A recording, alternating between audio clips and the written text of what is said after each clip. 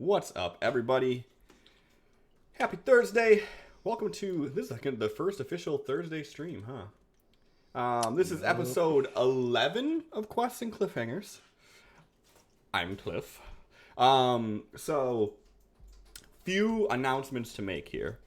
So for one, if you see in the chat right now, exclamation point Sin SYN, it'll take you a link to Sin's site. He does all of the character art for everything us. So all the cute characters, all the player characters, all the everything characters are from him. So if you like his shit, go to that site and you can get your own characters done. If you know anybody that plays D&D or any tabletop game or anything, a phenomenal present to get them is a character portrait or a full body done. Every fucking person that plays a tabletop game loves that shit. So reach out to him and get it done. Secondly, I made changes to the way that stream avatars works because I didn't like the way it worked before. So anytime we add anything to it, it's free for everybody. You don't have to buy anything. It's all there. The only exception is going to be if there are any special events I have, like with the first responder banner, these banners that you see at the bottom here. Anybody that has those are going to be exclusive to you participating in the event, you helping me out, things like that. But everything else is all general. Feel free to use anything you want.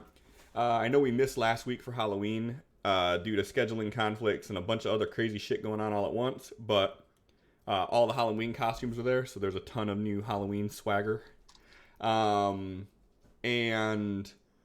I will be doing all of the events and stuff like this here. They'll all be pertaining to adding new outfits and gear and whatnot to your avatar. So yeah, that's a thing. So I think that's all I got. If I think of anything else, I'll bring it up after recap. So who's doing recap? Sin. Okay. I have my notes. So, started off with the group seeing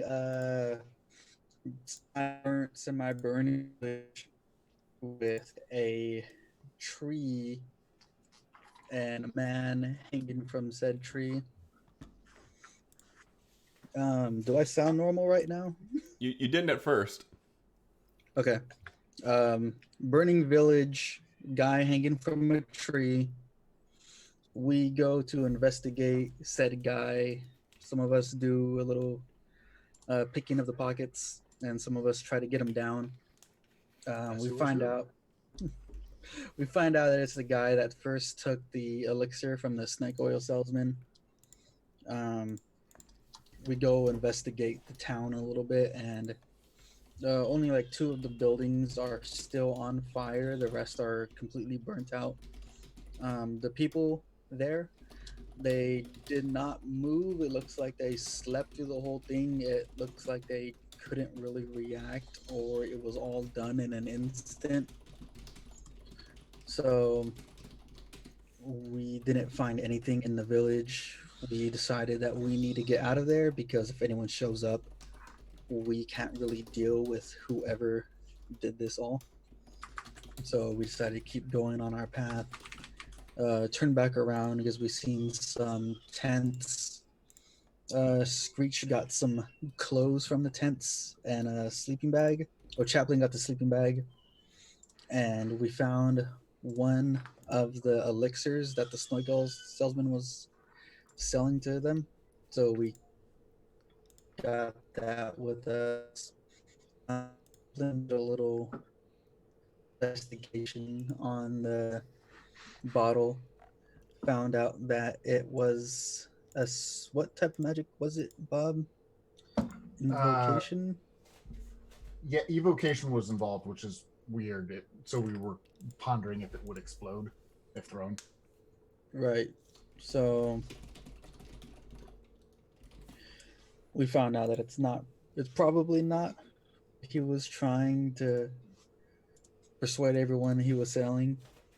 We get down the path. Not much happens along the trip, and when we get close to the actual destination that we're going, the second or the village at the end of the path, one of the knights, Absol, has this dream where he is out of his body and he can see the glowing orbs inside of everyone's chest.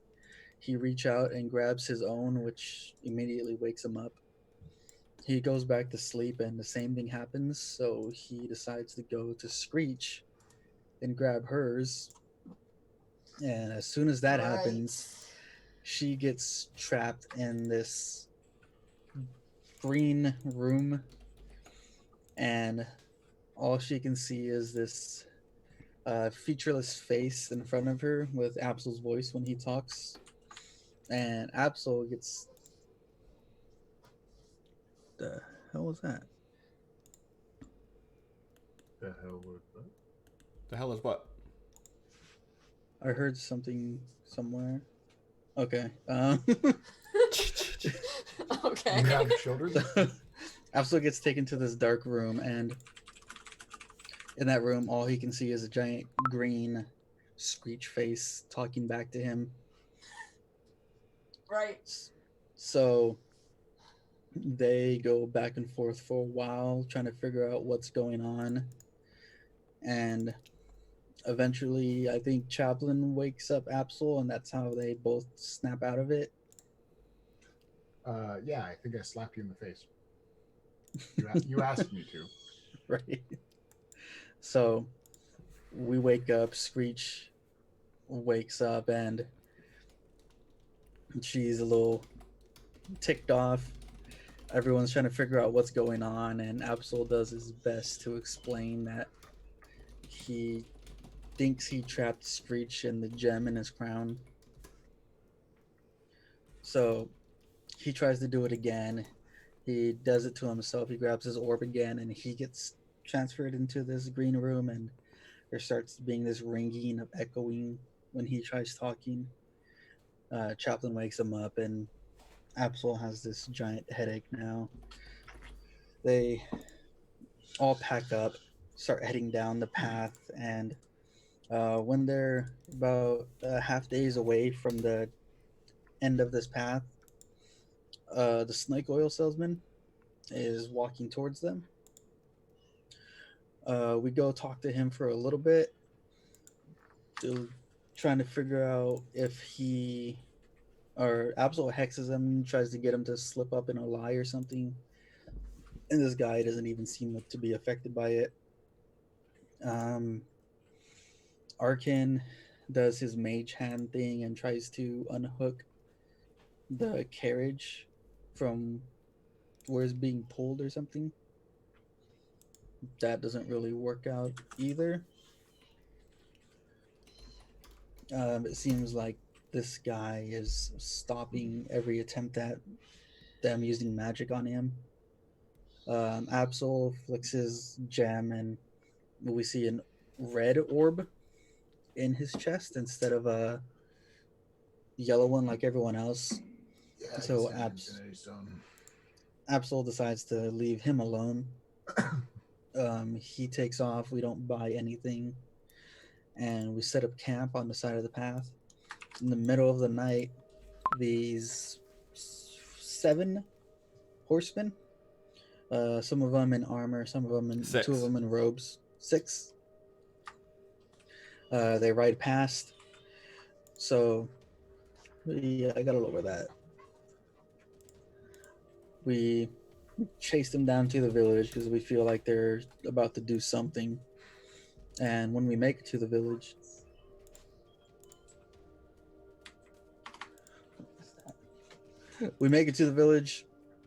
one of the people is standing, or 2 of the people are standing outside. One of them holding a book open. Looks like he's about to start enchanting something. Chaplin recognizes the symbol that they have on them and proceeds to greet them as Absol's sneaking up behind them. So we go, we get escorted by the one in full armor to the center of town. He asks if we have been in contact with the snake oil salesman, if we've taken any of his elixirs. We tell him that we have one, we haven't taken it or touched it or anything, it's just been sealed in the bottle.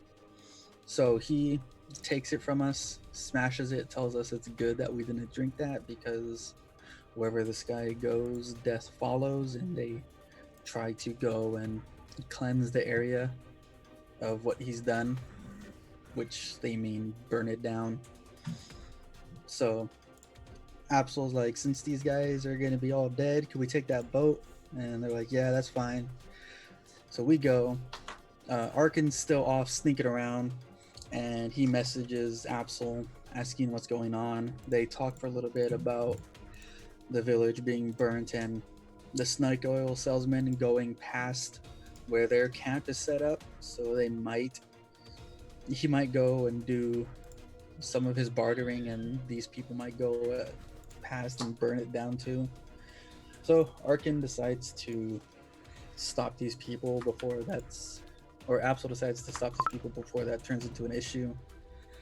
And he tells Arkin to make a distraction. His crow comes, tears a book out from the one mage at the front. The mage starts chasing him. One of the guards goes and chases that bird too, and Absol turns around and lets off a shot at these guards. And that's where we ended it at. So I don't know what the hell's going on with the coins right now. And why that's not connecting. So that's a thing. Stock market crash. Yeah, that's what happens. I think the Drakarian currency must have crashed the market somehow. A small Really? amusing Really? Small amusing Really? clarification.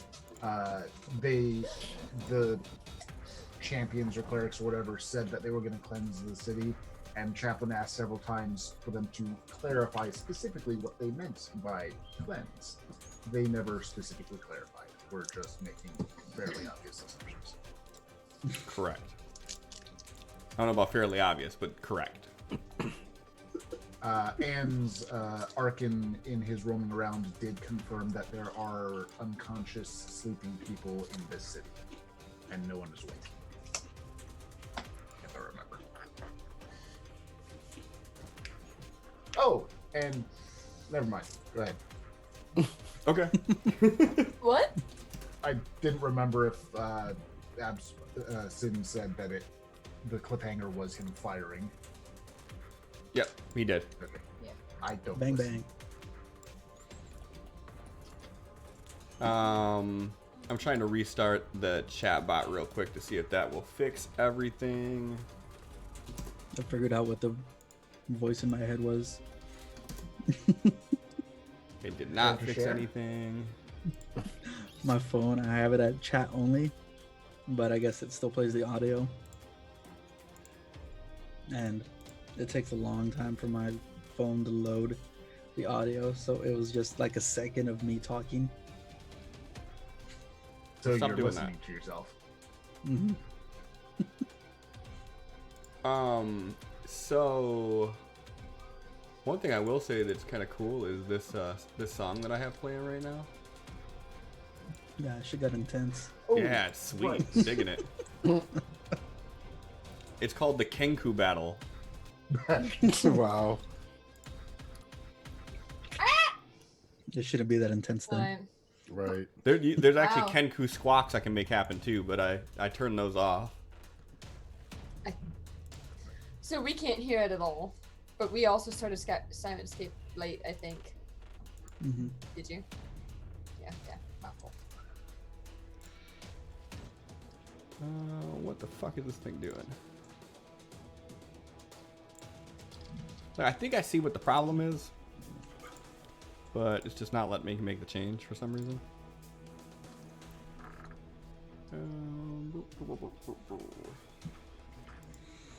Whatever. I'll fuck with this while we go.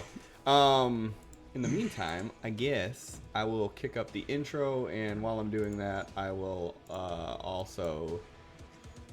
Oh yeah, I gotta do this too. Sin, you have 1, 2 influence points now. John, you have 25. Bob, you have 12. Melissa, you have 15. So, with that, let's go ahead and kick off the intro if this will fucking let me do it, you know, because how everything's going right now. It doesn't. The button doesn't work. Something is seriously wrong right now. So, let me do it manually.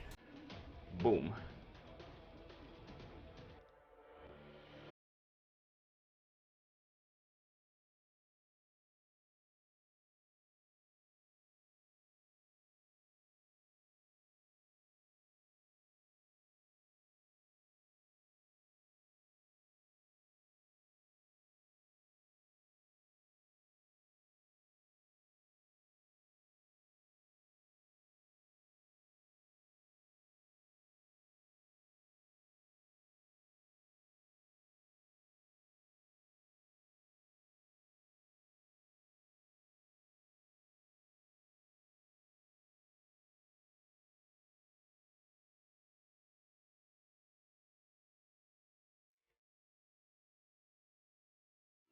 All right.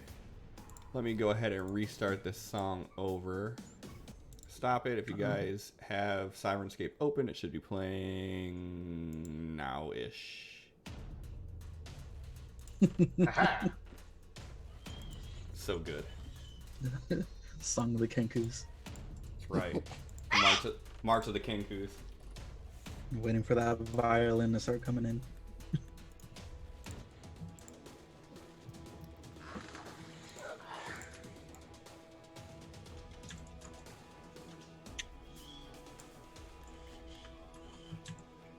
All right. Where is the shoreline? Shoreline is a little bit ways of the way to the west. To the west? Or Or to the east. east, sorry. East. Okay. The other west. Last I remember, I'm in a boat. So I'm just gonna put myself over there. You're in the right area for where you should be. Okay, never mind. I'll have to cancel movement. So everybody go ahead and roll me initiative, please. Alright, let's see. Okay.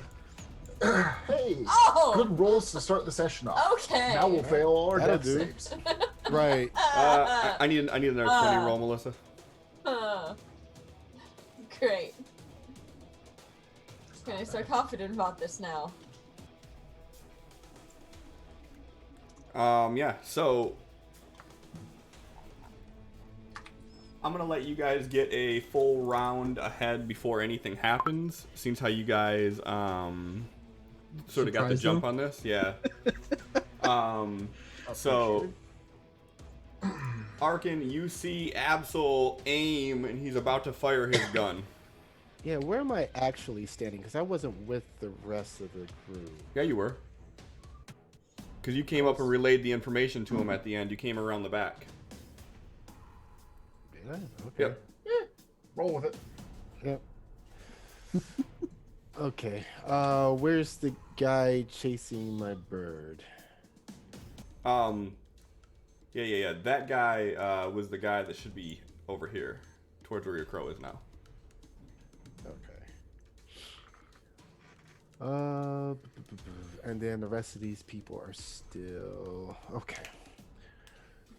I assume lady in the middle is chanting. That is a gentleman, but yes. A very pretty gentleman. Right. He's an elf. Well, okay. That's The good. same thing. Yeah. Does the chanter have a book that they are chanting from? So you know the one in the front did. Right. This one, you can go ahead and give me a perception check to see if you can see anything from them, but you haven't really got an eye on this guy yet. Okay, so perception. Yeah. It's really hard to tell because everybody is sort of they set up a pick around this one, and they were, even when the party was having a conversation with them, they were keeping this one blocked. Okay. Well, we are going to go ahead and get our stealth roll out of the way. Decent. Then we're going to move around. See, can I really shoot? Nope. I'm gonna come around to this side of the building. Okay. Let's see. Mm.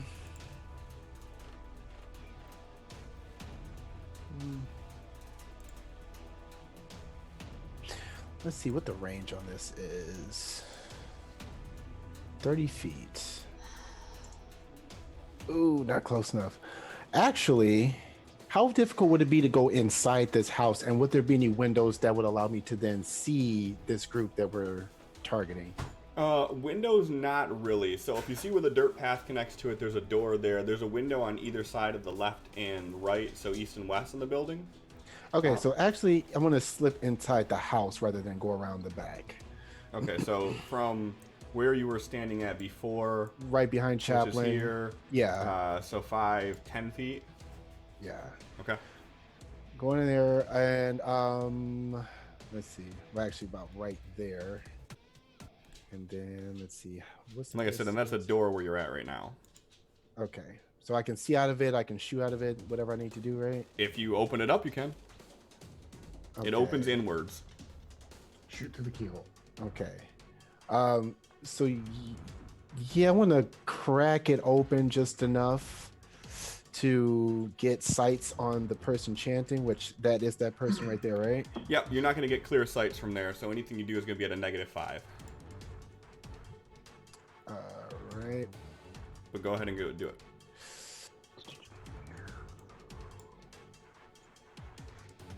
Okay, so they have to make the roll. So -5, but I would have advantage, right? Sure. Well, 28 stealth. I'm sure that's pretty. Okay. He is going to start casting, and he's going to cast Hideous Laughter. Oh, I thought that was a roll.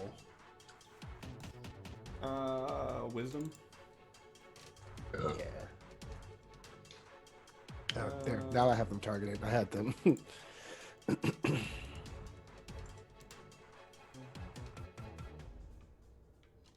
They did not pass.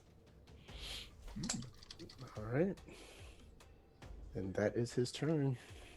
So as you guys see Arkin slide this window in and open and slide inside of it, you moments later hear just this cackling of laughter coming from the group of people that Absol is aiming at. And as you do it, everybody immediately goes into high alert.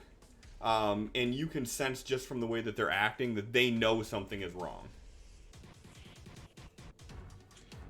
I'm guessing that person doesn't laugh often. Screech. Like ever. Mm. Yeah, Bob's laughing, something's fucked. Yeah. We know some people like that. I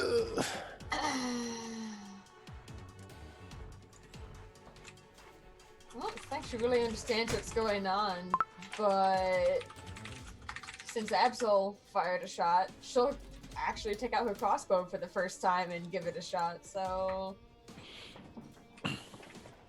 This is your first time using it? Yeah! Go ahead and do it with a -2, please, because you're going to shoot through Absol. Oh, I'm just gonna step forward first, but alright. Well, I mean, if you step forward, that's fine. I won't penalize you for that.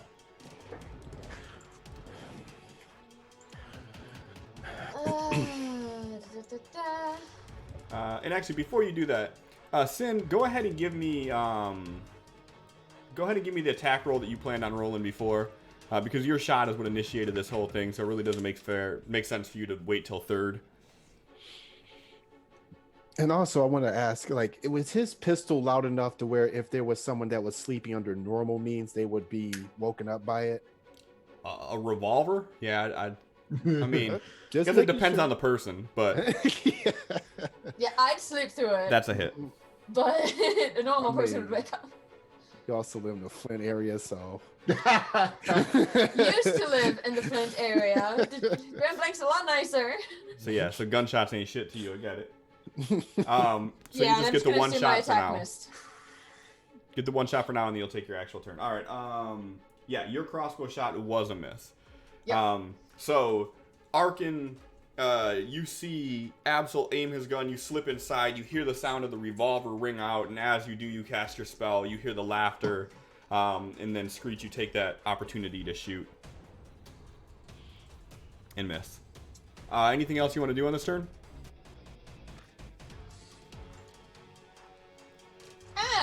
Nah, she'll stay where she's at. I don't want to attack her. Okay. Absol, your actual turn.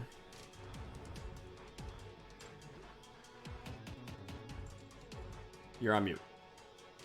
Ooh, okay.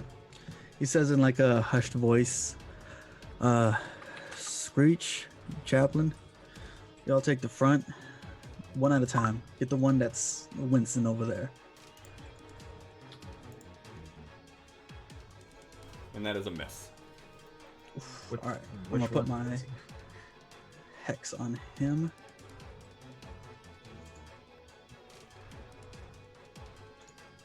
He is going to have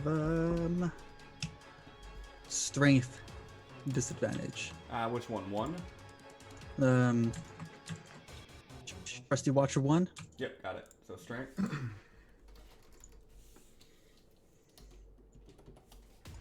All right. Is that your turn? That's my turn. Chaplain? I'm going to move forward a bit. In the boat? No, pardon? Is it in the boat? Well, I'm gonna I'm not really proficient at rowing, so I'll hop out and run forward, and then I'm going to cast Bless on everyone but me, which takes my action, and that's about all I can do. But deploy shield and look as menacing as a chaplain bot can look. Okay. I mean, to the Yeah, work on that. untrained eye, a chaplain bot probably does look Arg. pretty fucking Yeah, paint intimidating. some mad eyebrows on him. Exterminate. yeah, he draws some eyebrows up. Squeak it. Exterminate mode. All right. What's your crow doing? Flying around to us with the page. Okay. What's his move speed? So if he's able to 50. dash, I guess he would do that. 3, 4, 5, 6, 7, 8, 9, 10. Is he coming right to you? I think he's just gonna land on the roof and just hide there, I guess. Okay. What about?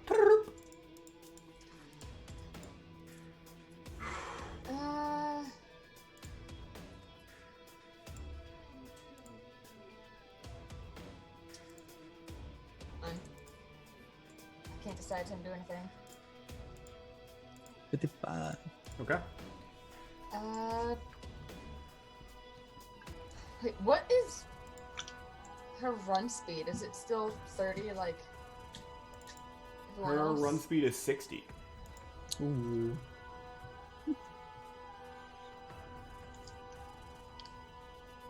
Yo, this music is sweet. Yeah, This music is awesome. I'm all about it.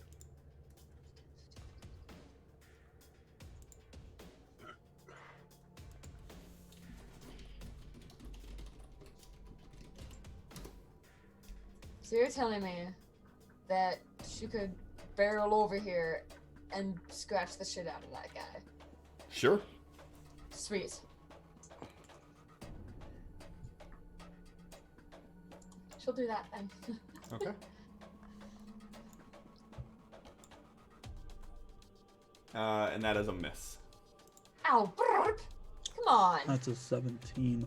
Yeah, that's scary. I don't like that.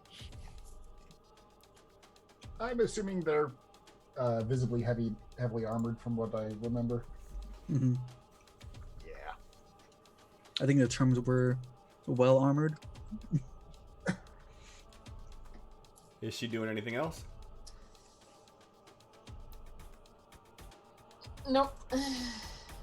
All right. And we are doing a shake-up, seeing how that was a surprise round. And we are re-rolling all initiatives. I already So all of our re-rolled good yours. rolls are gone. All right, so start with Watcher 2. Right at the end.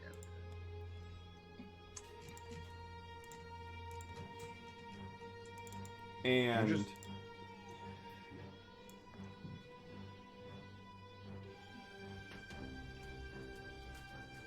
you guys see the hell?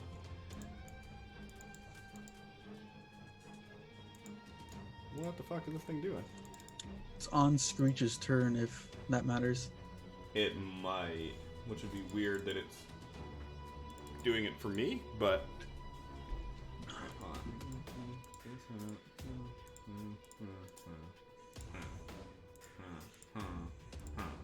okay. All right, second round, guys. No.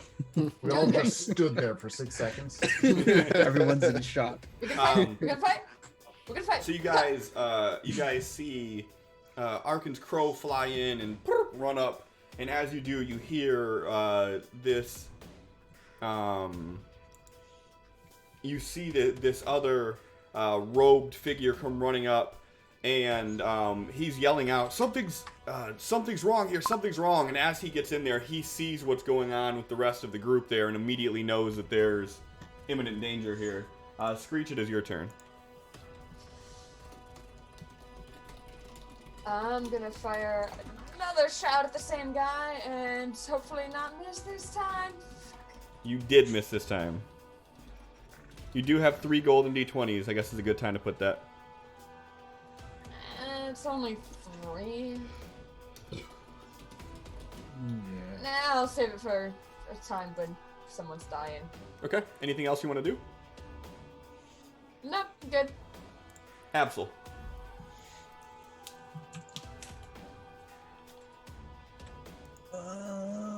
Let's just take a shot. That is a hit. Yes.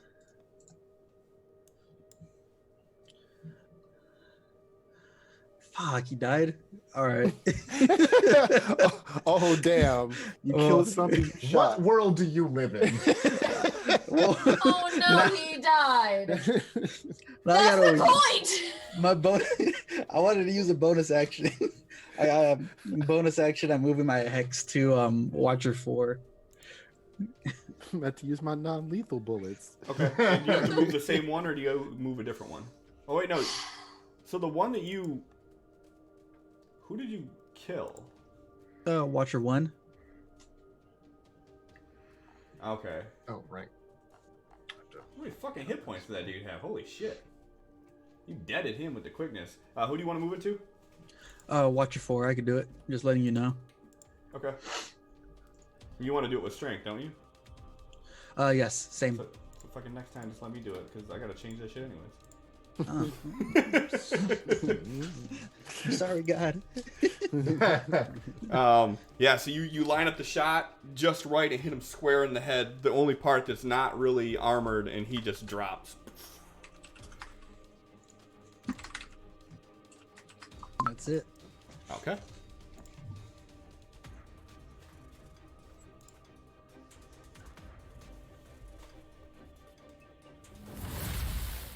Hey, alerts are working again. Look at that. Ah. So actually, I gotta see.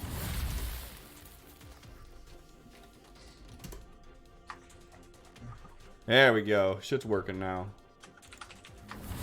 Except my fucking whatchamacallit is not working. The chat's not working now. This is a Quit breaking strange shit. This is a strange mistress we have here. That's what I always say.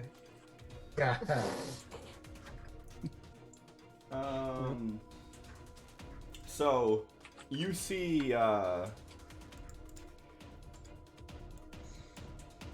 this other guy that was guarding. He lowers his shield for a second. He walks over to the guy that you dropped, and he lays down his shield for a moment. He puts his hand on his chest, and as he does, you see this blue glow radiate around him and go through his hand. And as it does, you see the man that you just shot in the head. You see his bullet hole just close up, and he stands up. Oh, they're paladins. Fuck. Or clerics, or things that can heal. They're dicks. Well, They are dicks. Yeah, all healers are dicks. yeah. Not you, Chaplain. You're a good one. That is subjective. I just gotta figure out what the fuck this guy is. Dead. He's dead. Don't worry about it. He is only mostly dead. Nah, he good. He ain't with us no more. Nah, he good. No. No. R.I.P. Alright. And We need to dead him again. And you see the one that is laughing. How does hideous laughter work? They have to make their check or they lose their turn, basically. Yeah. Let me see. And it has to be a wisdom, right? Yep. At the end of each of its turns. Aha. So read the whole thing then. And each time it takes damage, so that's also on there. The target can make another wisdom saving throw. The target has advantage on saving throws if it's triggered by damage. And then as the spell ends. Okay. So what can he do while he's laughing? He's incapacitated. Okay, that's what I thought. Yep.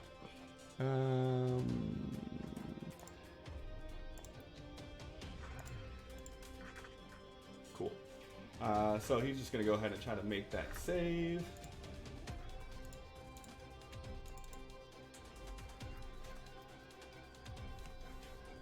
And you see him slam the book closed that he was reading, and as he does, this rush of light blue energy goes over him, and he immediately stops, and you see him just scanning to try to figure out where it came from. Arkin. Tempted to do it again. I'll fucking do it again. Exactly. I mean, you allowed to do that if you want.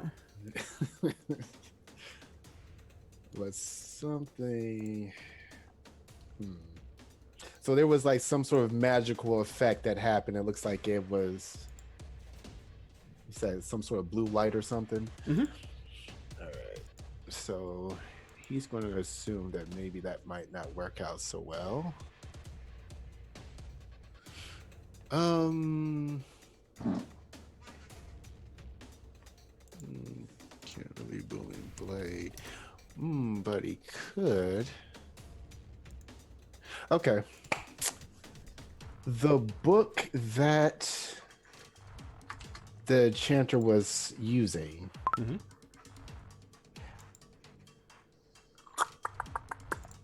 Where is it? The book that he was using Yes. is still in his hands. Well, I didn't know if it fell when they fell to the floor. Nope. Okay. Okay. So that's not gonna work.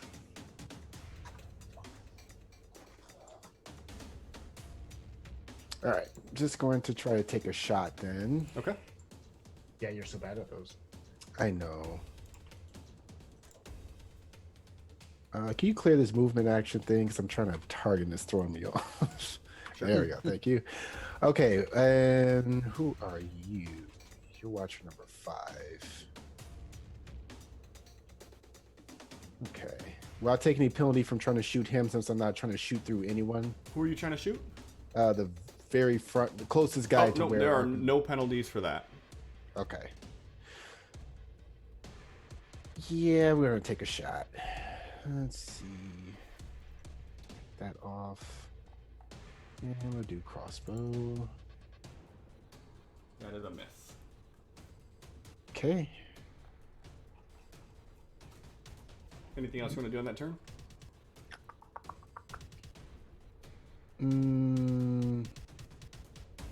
No, he's just going to maintain his hidden position. Okay. What's your crow doing? Ripping up the page.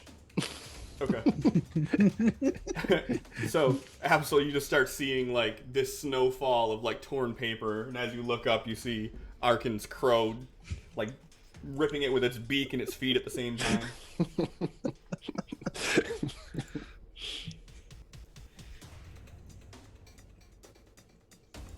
Alright, and...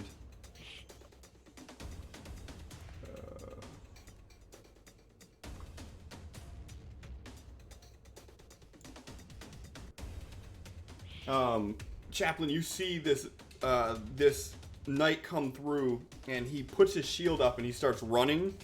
And as he does, you see him unsheath this bastard sword, and in one swift motion, you see him push forward with the shield and then swipe at you.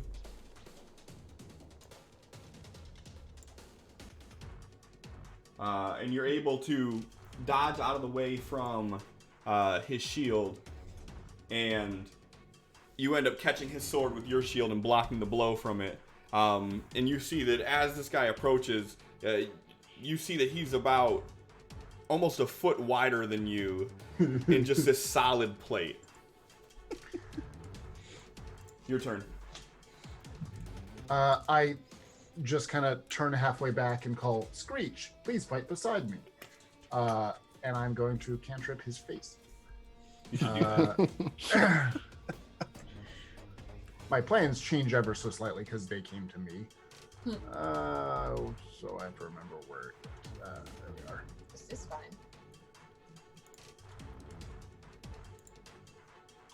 And then when it's Screech's turn, I got something. Did I somehow fail to do that? What are you trying to do? So you did a... Oh, no, it worked and he passed it. He passed Gotcha. both of them, yeah.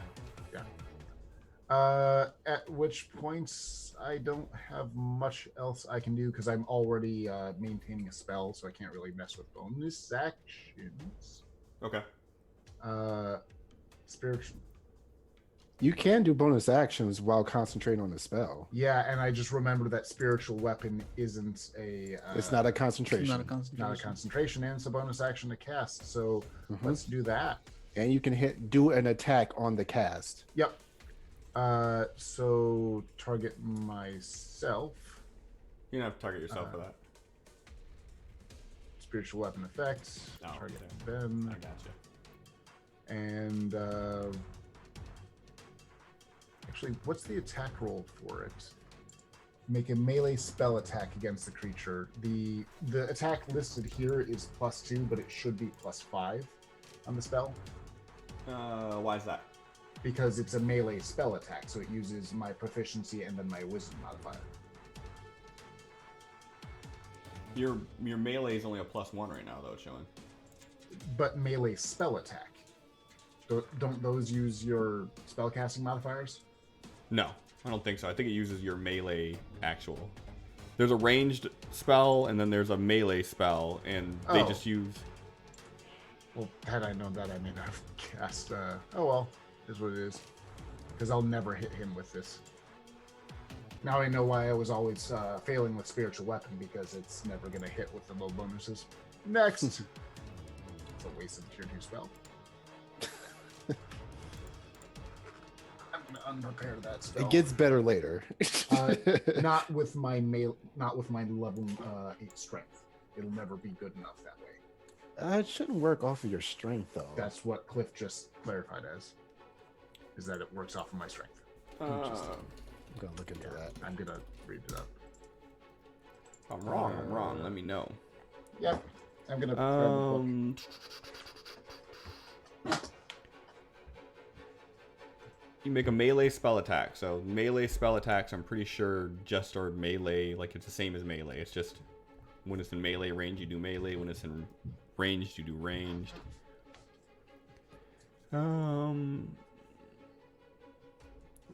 Attack rolls, modifier, ability rolls. To make an attack, roll a d20 and add the appropriate modifier.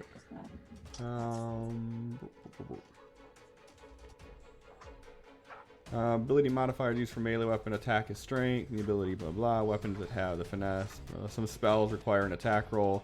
The ability modifier for the attack spell depends on the spell casting ability of the spellcaster. So it would be +5. Then you were correct. Yep, that one still missed, I'm sure, because 11. But if you can change that to a melee +5 instead of a melee +2. Yep, for sure. Thank you. Melee. Ability. Make another melee attack with spiritual weapon just to see real quick. Well, it still lists as melee +2. And see, look, you can hit with a +2. +3 less often. Yay! That right? There we go. Oh, good. Thank you, sir. All right, cool. So one of these runs up to Perp.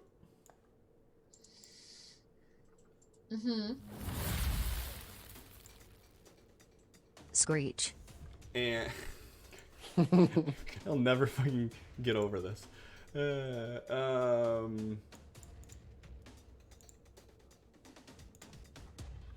Okay.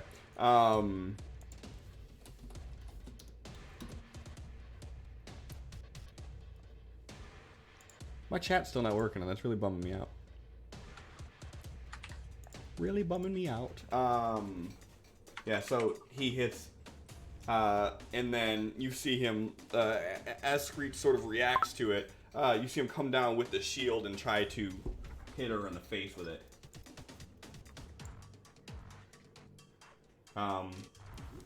But she puts up this big paw and blocks it as he's coming down with it.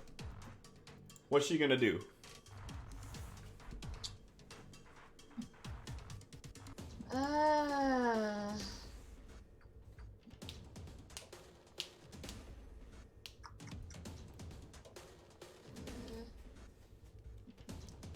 Is it an action to disengage? It is an action to disengage, yes. Okay.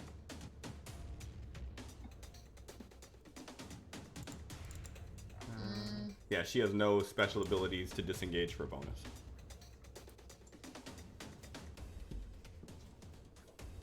Alright.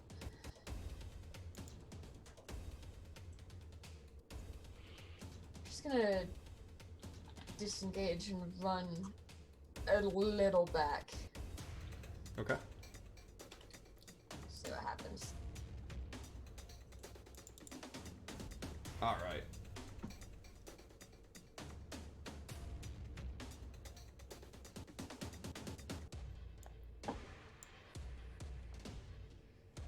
And you see the other one that you tore the page out of their book. Arkin run up and grabs the other one that had the robes by the collar, pulls it close, and says something to it. And then you see it open its book and it starts reading. And as it does, you see this envelopment of this light blue color go over the other robed figure.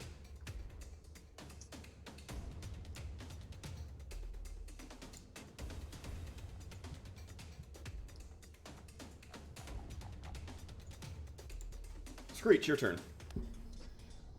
Alright.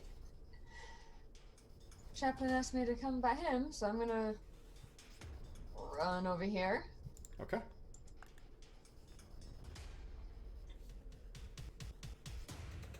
And just opt for the great axe instead of the instead of the crossbow. Because maybe that'll do better for me. Oh wait, I should target that guy before I... No? Come on. That's a hit. Oh, thank God. Alright. I'll take that. Yeah, you will. So will they. Anything else you're doing? How are we gonna do this? I think that bless is the most Yep, useful that's it item for in now. combat. Okay.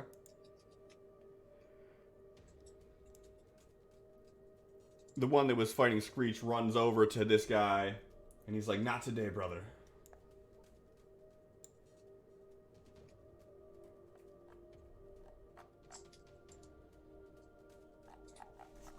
And he puts a hand on his shoulder, and you see this light blue glow go over him. And the one that you just hit starts laughing. "You bandits are all the same. We give you free pass out of here, and you attack us as soon as we turn our backs." Absol, your turn. Bandits. Climbing. That's difficult terrain, right? Like double movement. Well, it depends. I think you have a jump, height, whatever your strength modifier is, times 5. -1 times 5. Okay, so you have difficult movement. Alright. That's Actually, if you have a -1, it's gonna be a strength check to get up there, to pull yourself up. Alright.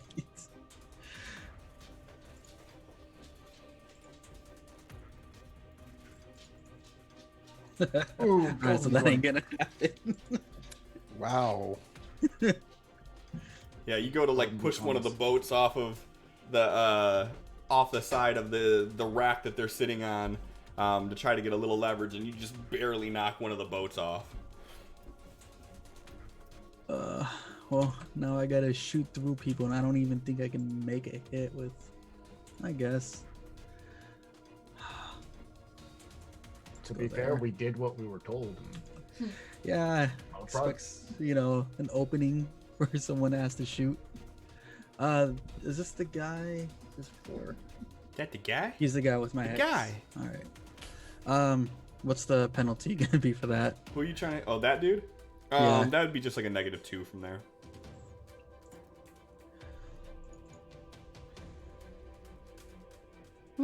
Why do you have a +5? +5? It did 17 for +5. Oh, the +5 is supposed to be a +7. It took the 2 from that. What's the +7 for? My attack modifier. It's already up to a +7? Holy shit. Yeah, it's charisma. Why'd you just say it like Trump? And all our viewers just left. That's a hit. Oh. Yeah, so as this guy's got his Oh, arm up on the please. other guy's shoulder, you hit him right in the unarmored part, directly underneath his armpit. Ow. Getting shot in the armpit has to suck. Yeah, I imagine so. What else you doing? Let's back off a little bit. Which one just got shot directly in front of us? The guy one directly behind that directly. guy. Gotcha. All right. A little bit more movement. Yep. All right. Which one is chanting, by the way? The right most Right one at of the the bottom. pretty Here. ones. Yeah.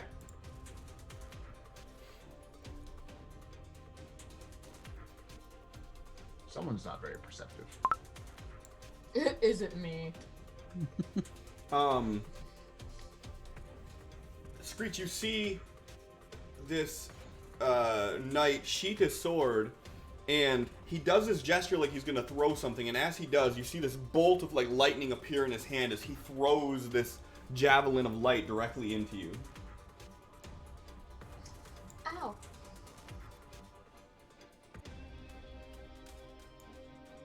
And then you see him pull back, and another one It'll- forms, and as he lets loose on this one, you block it with the shield, and you see the arc just cast down into the ground.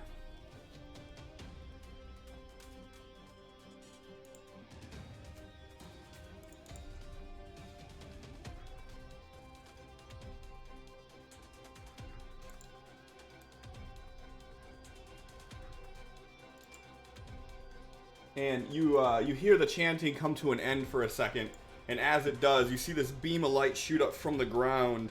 The knight that's right in front of you, Screech and Chaplain, surrounding him with this energy, and as you look at him, you see this sort of shimmer of blue energy around him. And He turns and looks at the one to the left and says, "Do it." Arkin. There is someone still asleep in this room, in this house that I'm in. I don't know, is there? Did you even bother to look before you popped in? Nah, Yeah. I don't do that. It's his house now. I'll turn and look back at the He's bed. not fucked, Yeah, you see that there is a man and a woman asleep in the bed. Okay, and they have not woken up by the commotion, but Correct. the chanting seems to be different than the one that they were doing before. The one that just happened for a second, yes. Okay. Is there a lantern in this house, like casting lights? I mean, it's daylight right now. But did they have one burning or anything? There's none burning. There's one in there, but it's not lit. Okay.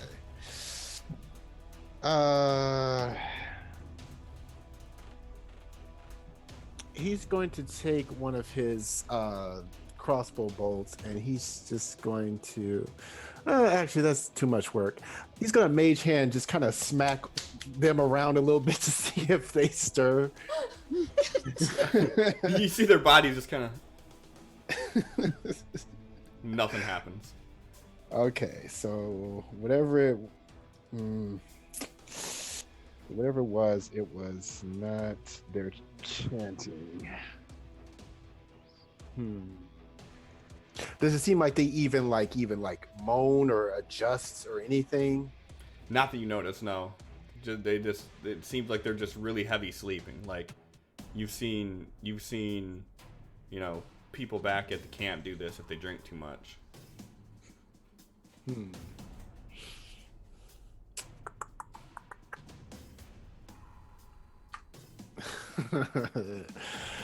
I'm thinking bad things. Bet you won't do it. Oh yeah. Okay. These people need to really wake the fuck up. But you guys are also in combat. Truth. Okay, he's going to step over to the beds. He's going to take a crossbow bolt and he's just going to jam it into one of their arms. Okay. Go ahead and roll a melee attack for me, please. You missed this. This is right. If I miss this, I'm just leaving. Go ahead and roll me dagger damage.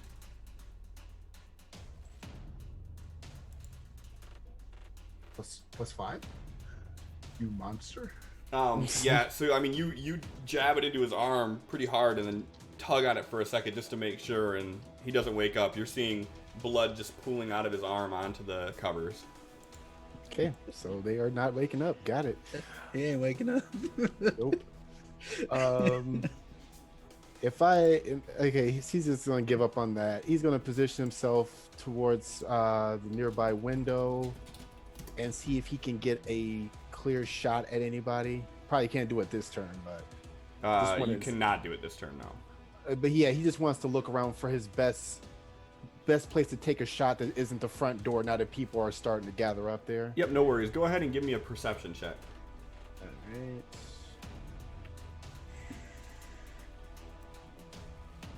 Okay. Yeah. And what's your crow doing?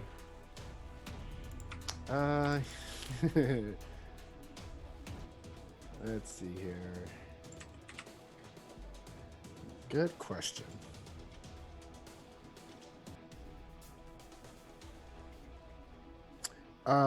So it's daytime.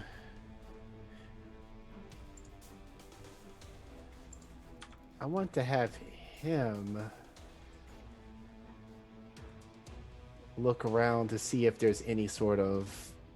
I know it's daytime, but they've been, in theory, sleep for a while.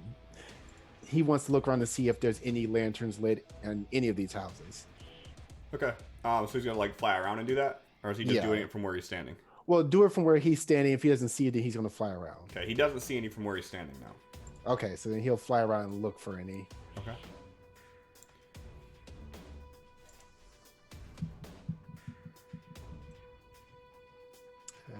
That's it for him. Okay.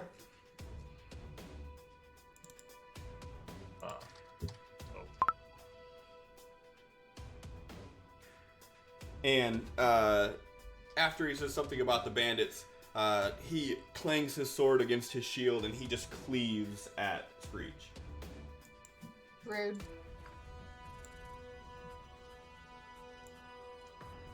Oof. Ow. So he just comes down and he hits you with one, and you try to block it with the axe the best you can, but he still powers through, and he comes with a follow-up attack and hits you in your side when you're open. Ow. Chaplain. So are any of the two pretty people in the bottom still chanting actively, like continuing something big? Not that you see or now, no. Okay.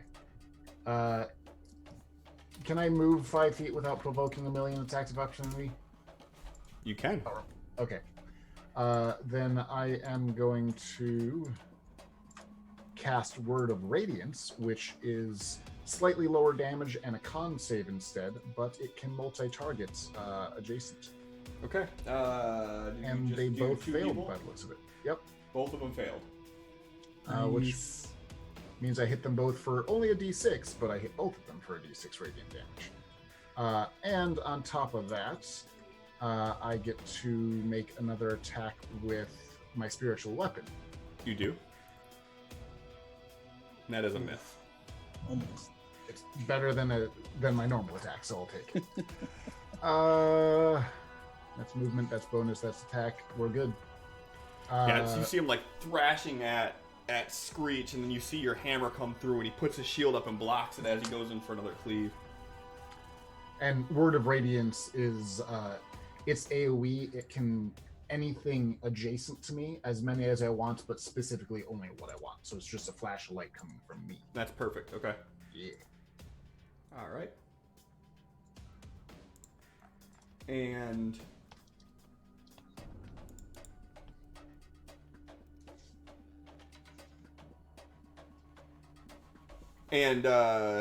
you see this guy after he got shot under the armpit. He sort of holds his wound for a second, and he's like, "Helm, imbued your warriors with power." And as he does, he raises his arm into the air, and you see this beam of light shoot down and envelop everybody that's on the battlefield. Oof. All of them. I want that spell.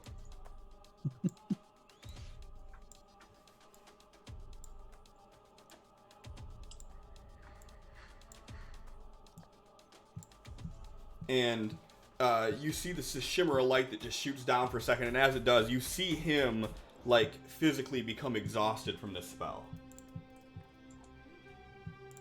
I think he just burned his ult, guys. Mine's brighter, bitch.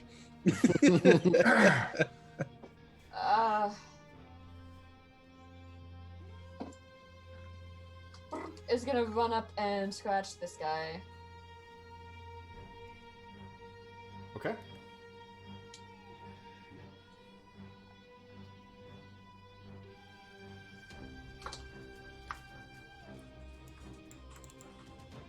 Do you want me to roll this attack? Sure. I don't have any way to roll her attack or anything. I don't Yeah, you do. Double click on her icon. Ah! But Neat. that was a miss. Cool. Alright. And after the one in the robe tells the other one go, you see them take off running. The motherfuckers. Screech. Damn, he fucking bugged it. Let's get back to my sheet. Screech is just gonna take another swing at this guy and just keep trying to hit him. That is a miss. Alright. Action surge and hit again. Okay. Nice.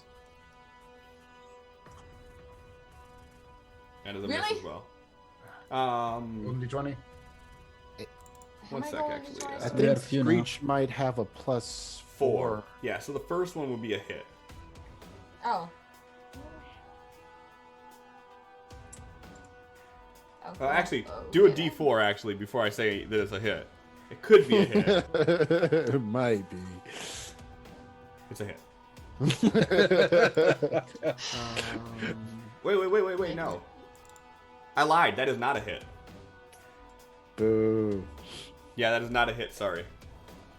As you go to swing, you see that he has this blue shimmer around him as he blocks both of your attacks. That's what it was. Temporary HP, I'm assuming. It sucks. Either way, bad. Bad. Not temporary HP, no. Yeah, temporary HP doesn't cause misses. Yeah. Anything else Alright. you're doing? No. Okay. Crying?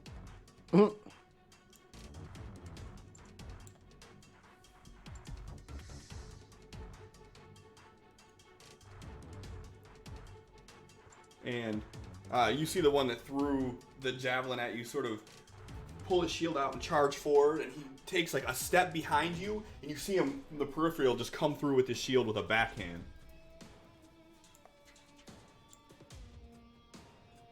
And you're able to roll out of the way of it as he cleaves forward with his sword and catches you. Absol. This guy had to move. Fucked up my whole plan. If only you had some way to punish him for that. Yeah, it should make it where he can't move anymore. All right, let's see what we could do.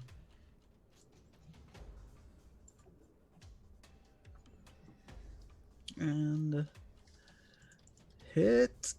That is a hit. Well, that's a pretty good hit. That's a good hit. I like those hits. I need another 20. All right. That's a add a 0 to that. Okay, 0-2. Perfect. All right. Absol comes out and a long sword appears in his hand.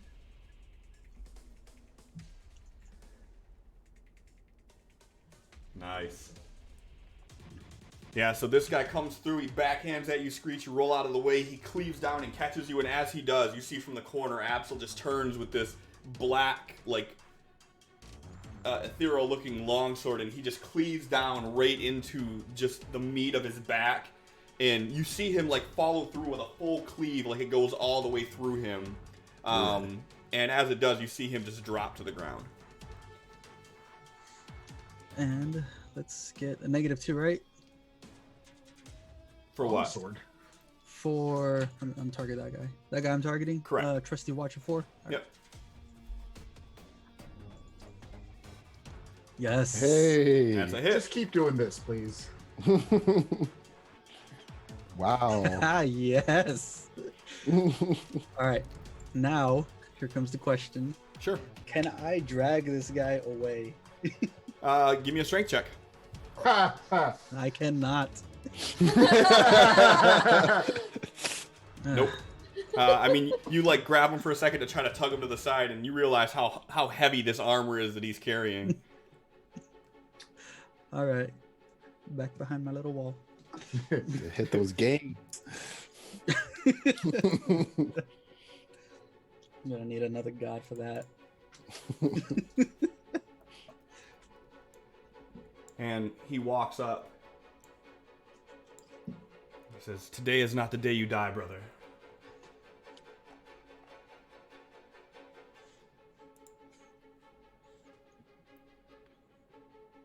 And the one that was standing there that everybody was shielding, you hear him scream out, "We found him! Keep them busy!" And as he says that, he reaches up in the air like he's going to grab something, and he closes his hand, and as he does, you see this flare of light as this bright, glowing light hammer appears in his hand, and he chucks the hammer forward at Chaplin's general direction. He kind of like throws it above everybody. Oh, So good. he gets a -5. Yeah, if he was trying to hit Chaplin, he totally would.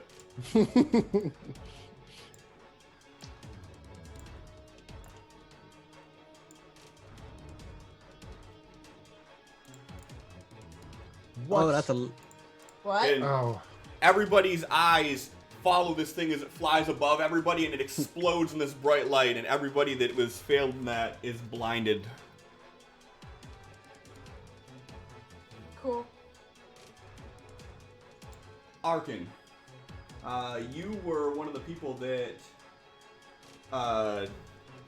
due to your not so high perception skill as you were trying to look through the window, you looked out just in time to see this flash of light, but didn't really see the whole commotion of what happened, and you managed to avoid being blinded. Okay.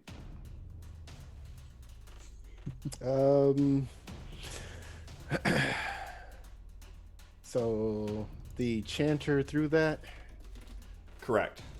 and this guy that's on the other side of is that's the guy who's just healing, or the one who was healed. The one that's on the other side of Perp was just knocked and brought back. Okay. Whoops.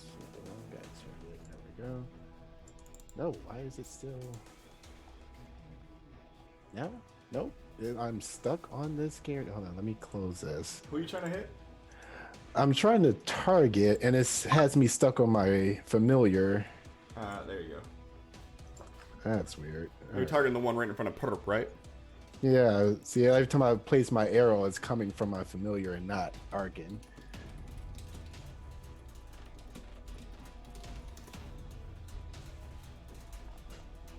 That's weird. Anyways. Whatever. Anyways, it seems to be Watcher 4. Yep, you're targeting on Watcher 4 right now. Okay. I think my display is just screwed up. Do you have his pane open? I just closed it and tried it and it's still Okay. doing it. Weird. Yeah, I'm just gonna try and take a shot at him. Sure.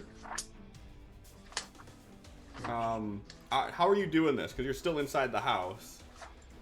Right. Instead, just kind of leaning out the window to take the shot, and then. Okay, do that with a -2.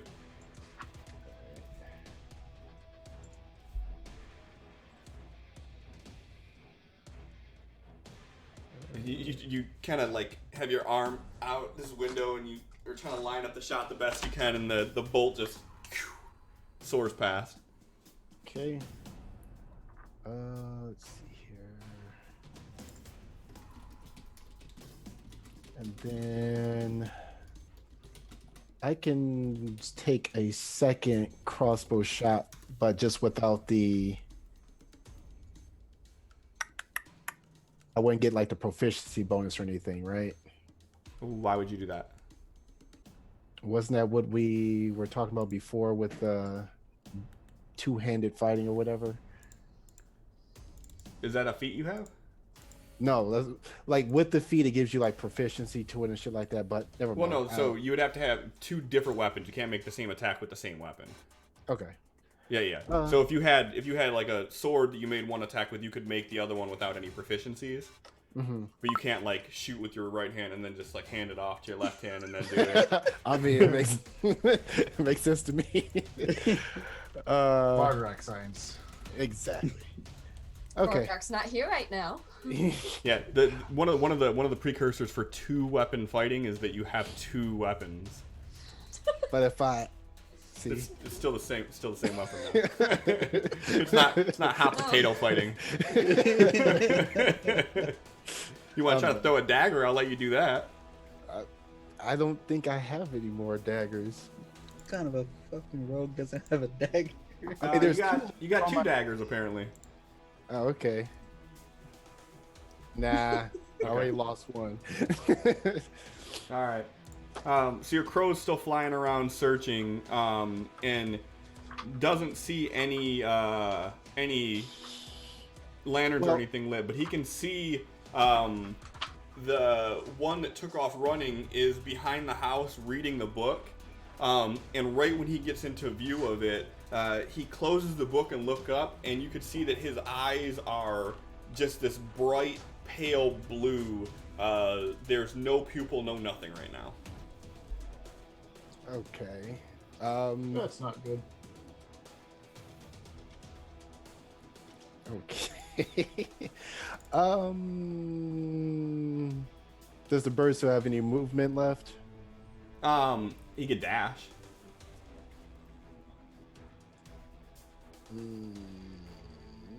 She just wants to be in a position where, in the opposite direction of wherever this person's looking, to stay out of sight. Well, the thing's not. It doesn't appear to be looking anywhere in particular. He's kind of on a roof, perched up, looking over, and can see him. Okay.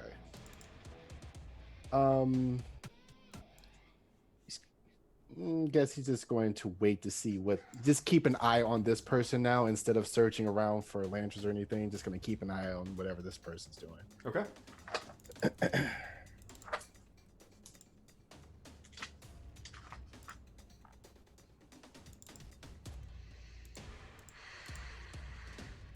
Who this is? Oh, it's that guy.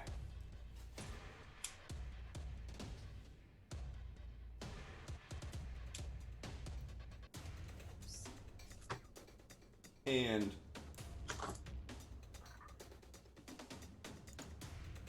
stop it! Stop it! That's not what I meant to do. Oh no! Not what I meant to do.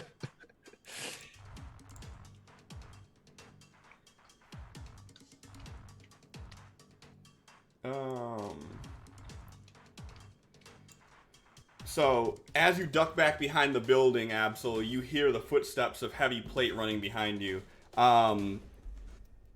If you guys want to use your reaction to do so, Chaplain and Screech, you may make a melee attack at this guy as he ran out of your guys' area. Get him. Yeah, sure. Get him, Chaplain.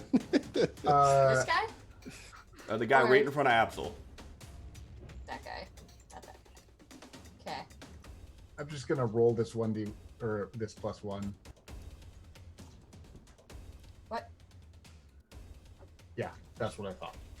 Why was I just... What? We're blind, Y'all are blinded. Right. Right. which I see a DC 10 on. You still hit Screech. Yeah, he rolled double 17s. Yeah. So as this Nice. guy was taking off, Fuck you. as this guy's taking off, Screech, you just hear the footprints start to move, and you just grab the axe with both hands and spin. And as you do, you Yeah. cleave the guy right in the back. Just... Asshole. Chaplain, your turn. Have Screech fight with a blindfold. Can I on. do anything to try and not be blind? Rude. I see it. You can at the end of your turn, yes. Gotcha. So, Fight. how much battlefield awareness do I have to like know the person in front of me is gone and that kind of stuff? Give me a perception check. Okay. At disadvantage, I think. Disadvantage, perception, bam. I mean, so you can still hear noises going on, but there's a lot of commotion. You're hearing a lot of, like metal clanging, as, you know, swords are being swung and blocked and shields hit. You hear, boots hitting dirt as the sound travels away from you, and you make your swing and you miss. And then you hear like this call out of pain as you hear the sound of metal clanging into metal and a thump. Okay. So there's a lot going on right now. So I've looked through all of my spells, and pretty much everything says a creature you can see. So there's pretty much only two things that I could do. And not knowing what's going on with the combat, I know that Screech is hurt, and all I have to do is reach out and touch feathers to be able to heal them. Turns and I and hits know you. roughly where they're at. So if I touch them, I'm casting Cure Wounds. Okay. Screech is startled. I am going to say, Screech, Blind I as am fuck attempting just to gets a heal you. hand. Just, Do I have any problems reaching out and No, not at all. clapping her? Okay. Heal. Am I targeting the right person? Yes. And let's throw a couple more because I'm snifty. Oh, no. Do you need to see someone for your spiritual weapon to attack them? It never really states that, I don't Well, think. I'm sure I could swing, but it would be done blind and at disadvantage. And the person I would be swinging at isn't there anymore. So I can swing at the nothing at disadvantage. It's Absol. Don't worry, I'll help you. Well, actually, so on that thought, I'm going to move the spiritual weapon towards where the chanting people were. Because Okay. it can move 20 feet per round, and I know I'm not going to hit anything right now, so I might as well move it that way, so that next turn I can start smacking people that are reading. Because who reads? Okay. Move That's her where my you turn. want her. Aha! 5, 10. Oh, hey. It just gives it to me. Neat. Perfect. All right.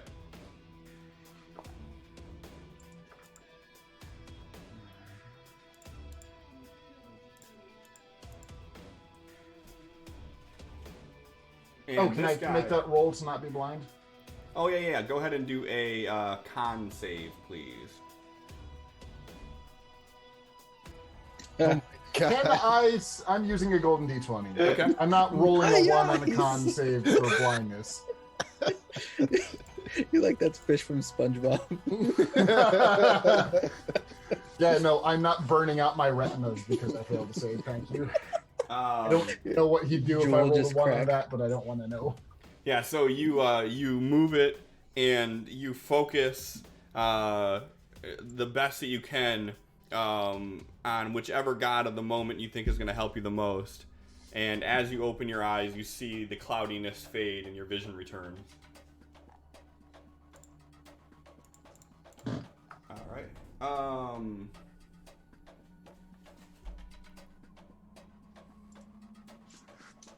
Liara, God of Illusion. Because, of course, I'm going to look it up. That's perfect. I appreciate it. Screech, you cleave into this body, and then all of a sudden you just feel the cold steel of a shield smashing into you. Right. And then you feel the blade of a sword cut into you as well. Ow. Leave the bird Well, alone. that undid all my work. It is Perp's turn, and Perp is like crying out because it is blind and doesn't know what's going on. Oh, what would you say? Swinging wildly. Yeah, all I can imagine is like when my cat gets something on its face when it's playing with something on the coffee table, like its papers fall off and it just backs up and swings. So I'm just gonna back up and just swat. There's nothing there, so I'm not gonna roll for it. But Arkin, you see Perp just back up, and it's just like there's like nothing within 15 feet of her. I could throw a sock on my cat's head and get the video of what it looks like. Where- Wow. Yeah. And it's swiping around, and it stops for a second, and it just immediately turns and looks at you.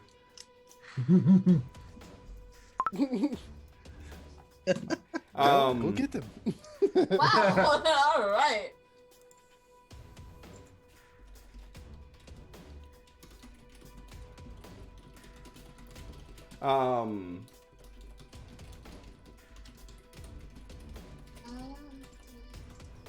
There's a lot of typos in there. So as you guys are fighting, you hear this voice call out, "This is the one!" And you see the house that the other robed figure ran behind, the door open, and you see this child walk out. And the child is sort of walking in this daze. And as you look, you see that it has a dagger in his hand, and he puts the dagger up to his own throat. And you hear a call out, "Surrender or he dies."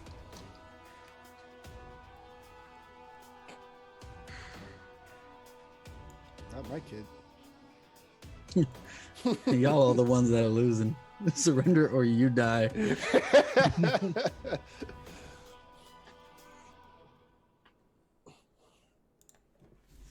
All right, Screech. You hear this. You feel the cold steel striking against you, and you hear this voice just say, "Surrender or he dies."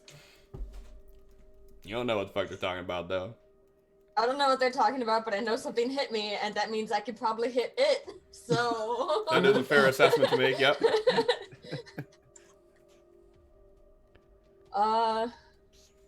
Just gonna swing wildly in that direction and hope something happens. Why did it roll What is all of 3? that?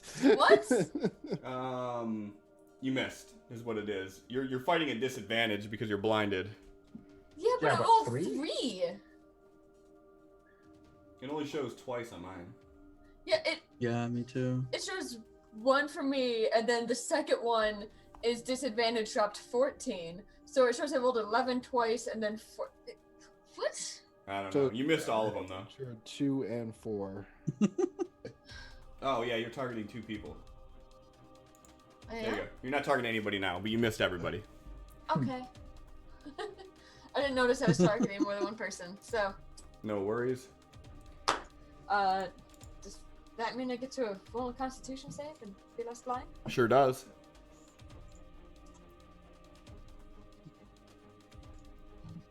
And as your vision returns to you, you see off in the distance, across the village slightly, there is this child that appears to be like 8 or 9 years old, a young elven boy, who has a dagger up to his throat, that he is holding himself to his throat. And you see the other robed figure standing behind him, pointing out towards you guys, and his eyes are glowing this pale blue.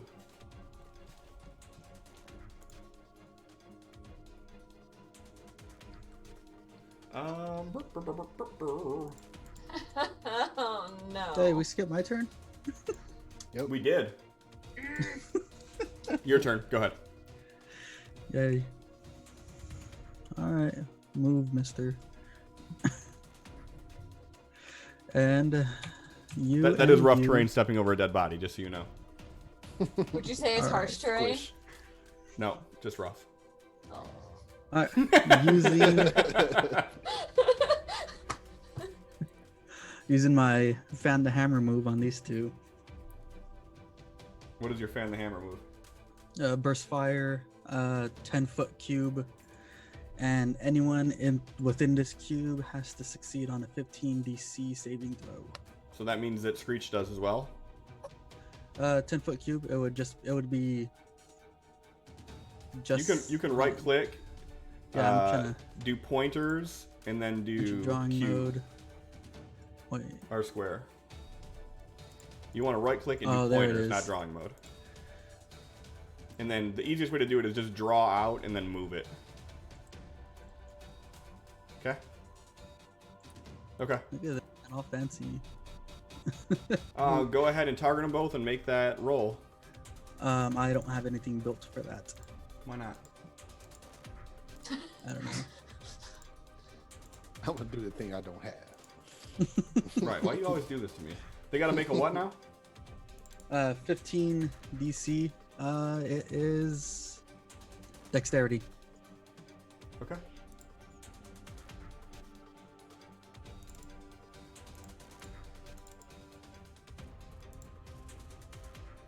The top one makes it, the bottom one does not.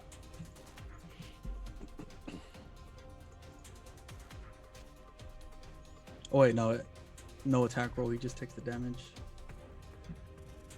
Probably hit anyway. Yeah, so you Right. you pull your gun out and you go to do the shots off on it, and you see the one turn immediately and duck down behind the shield as the bullets hit the metal of the shield. The other one, not really paying attention to what's going on, catches the full brunt on its flank. Alright, and let's do my second attack.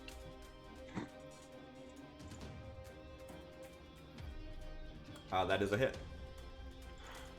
So I think we need to read that burst fire move that you're doing, though, because I'm pretty sure that if you do that, you can't do a second attack. I'm thinking that like you're doing all of your shots at once, you're gonna have to take time to reload, would be my guess, but I'll have to look it up.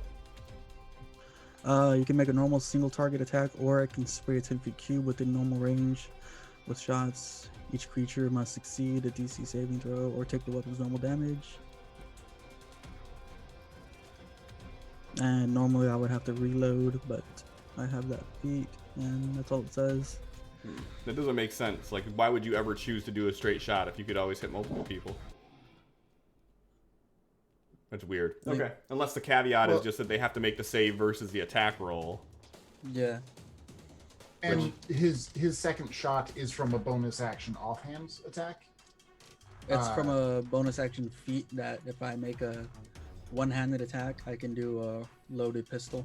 So I'd assume if he had, 3 attacks in a round, he couldn't do the 3 attacks. He'd do the area instead. But it's that bonus action attack that he's still getting. Yeah. I don't know. The Like I said, I'll have to logic look into that. I don't know. That's an interesting thing. But he did. Yeah, so the second shot, as he sort of writhes in pain, the second shot hits him square in the temple and just drops him. I love that they come out with a hostage and we just bam, bam, bam, bam, bam, bam. I guess they're not giving up. Yeah, normally it was like bang, 6 seconds, bang, now doo, doo, doo, doo. Surrender, more gunfire. Yeah. Anything well, else you're doing on your turn there, Sin? Let's stay out this round. Okay. That's it. Like, I would have totally just nope, okay, done. But my turn's last. We are the good guys, right? Yep, totally. Okay, cool. Saving a village instead of just one boy. Yeah, these are the many.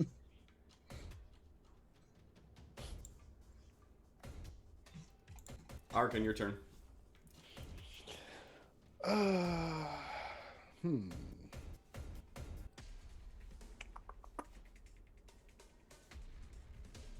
That fucker is ruddy, I think. Okay. Are there front windows by this door? No. Like where Chaplain is? No? No. Just the door and then a window on either side. These are very simple constructed buildings. Sure. The windows aren't even like glass windows. They're just like shutters and holes in the wall. Okay. He's gonna see that person drop and he's gonna go back to the front door and like peek it open. And he's gonna take a shot at this guy. Psst. Hey. What the fuck? Whatever. And we're gonna take a shot with the crossbow. That's a hit. Drop the 1. Yeah, that was scary. There we go. Oh. And as this guy is like swinging at Screech, you land the bolt right between his eyes. Just, and he kind of holds his weapon up for a second, and you see it slowly start to go down as he just hits his knees and falls. And the door just slowly closes. You just hear a click. Yeah. All done. Anything else you're doing?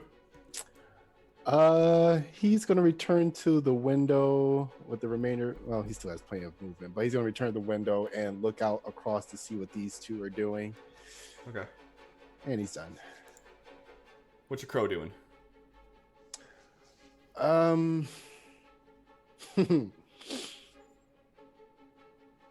So the little boy's got the blade to his own throat, right? Correct.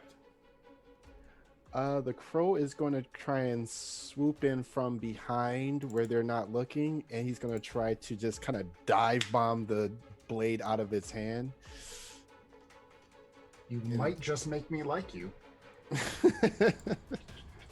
All Hey, right. hey, it's the crow. It's the crow.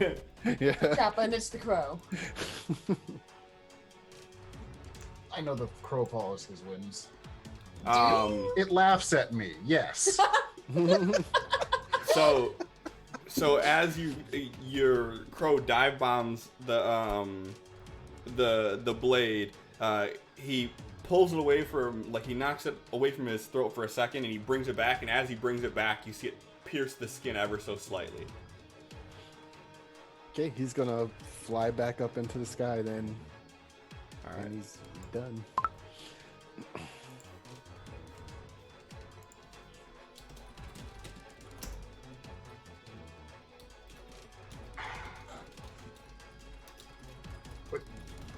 wasn't paying attention because of chat. Was that successful? It was not. No. Ah, Rolled an 18.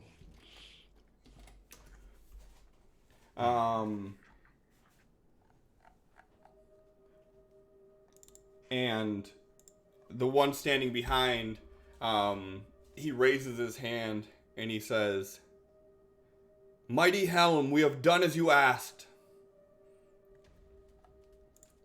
Chaplain. So I want just real.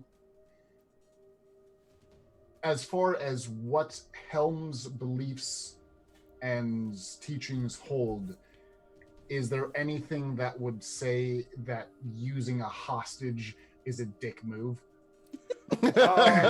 Give me a religion check. Specifically those words.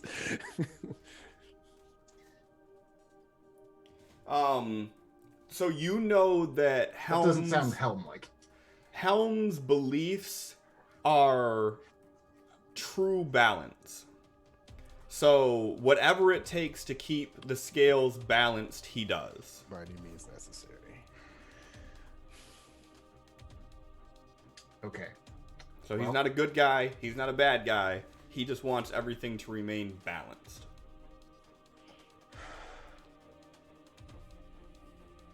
What is... Dying all Is over there a the- quick way to check distance? If you target somebody and then hover over their icon, it'll tell you how many feet you are. 70. Okay. Is the guy in front of me still alive? The guy in front of you is No. still alive. I thought- No, he's dead. yeah, he Yeah, got an you arrow to killed the him. eyes. He's dead.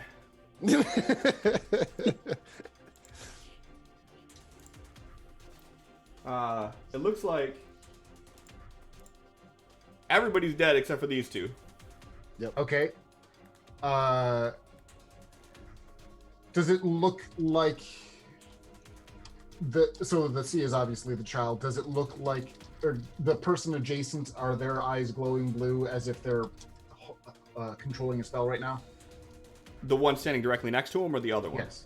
The one standing directly next to him is currently looking up towards the sky, talking to Helm, presumably. Okay. I'm going to cast Sacred Flame on the dagger. Okay. I don't know how this would work because it's a dexterity save, but I will call out that Sacred Flame, the one bonus fun thing of it is that it's the target gains no benefit from cover for the saving throw. Yep. So you would do it on the child himself. What is your DC save? 13. Okay. So he has to make a save of 13, and basically you want the effect to basically burn his hand to drop it or something. Correct. Yeah, I gotcha. Uh, He rolls 15. Oh, wait. that's a dexterity save. Well, And you hit Screech. yeah, so What you do wouldn't mean? you wouldn't roll it that way if there's nothing to actually target. I just rolled it, okay. and I did it with a Gotcha. 0 modifier, but he got a 15, so he made his dex save. Can I burn a golden d20 to make them reroll? Nope, but you could spend 2 of your influence points to make me reroll. One of those things that nobody ever does. How many do I have? 12. That's 2 sessions. child? worth, yeah, for a child.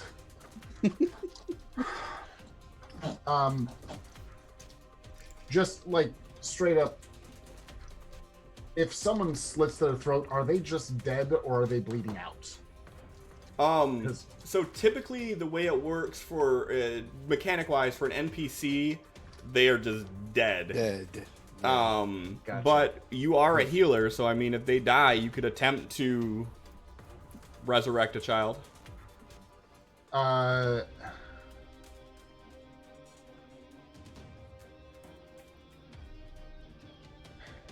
I'm gonna let it go. I am gonna call out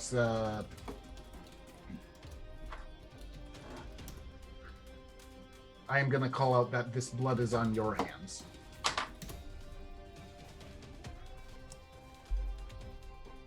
And as you say that, the one to the left behind the rock says, I know you can't see it now, but this is for the best.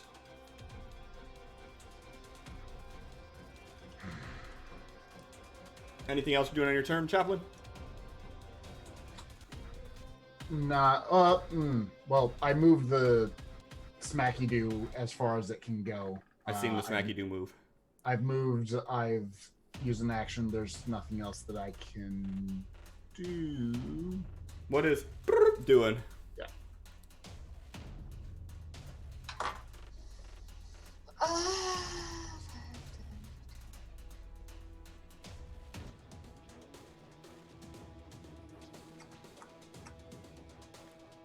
She can move 60 and then on a dash 120.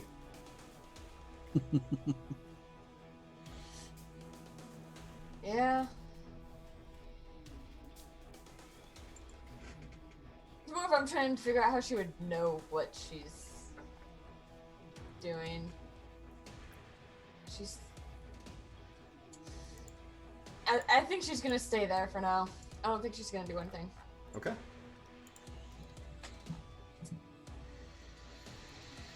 And with that, you see this beam of light shoot down onto the one that was reaching out. And as it does, he makes a motion like this. And as he does that, the kid slits his own throat and drops to the ground. Screech. Can Screech see the person here? Like, how big is the rock in the center of town? Oh, the rock's pretty big, but you can still see, like, through Chaplain immediately to his left, you just seen this happen.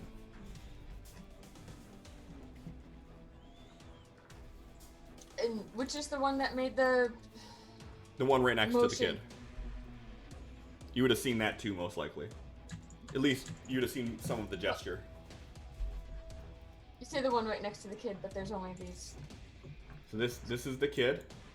This is the one right next to the kid. Yep. This one is not next to the kid. That's the In child. case we I had to saw clarify. this and got confused. We're good. This is a rock. If the rock moved. Okay. So.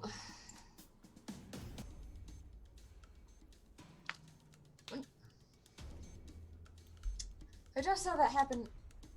I don't know if Screech is smart enough to infer that that's the reason the kid died. Give me a insight check. I would hope she's smart enough to figure that out. I would say Alright. she's smart enough to figure that out. Cool.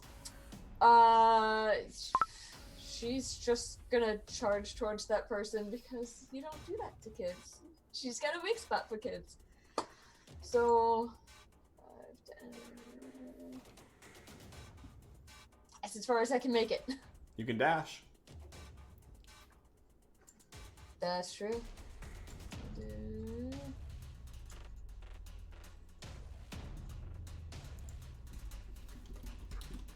Still can't make it as close as I'd like, but I'll take it. All right.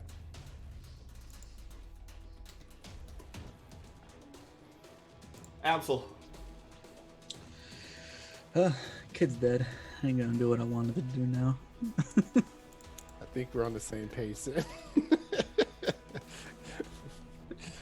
All right, moving there. Screech got that guy covered. And fuck. Let's bonus action move over my hex to this guy. To what guy? The guy I'm targeting. Watcher 1. Do you have to see the target to be able to move it to them? Because this boulder in the middle is quite large. You would not be able to see through that. You probably wouldn't even know that guy was standing there. Alright, where was I standing? 5, 10, 15, 20, 25, 30. No, that's not gonna make a difference. Oof. 25, 30. If I would have gone here instead, that be shooting through a few things. Yeah, you probably would have still had a hard time doing that. But you didn't go there. All right.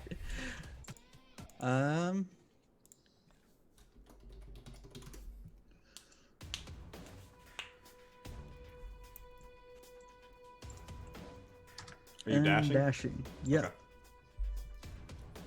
And dash is an action, so again, moving my hex.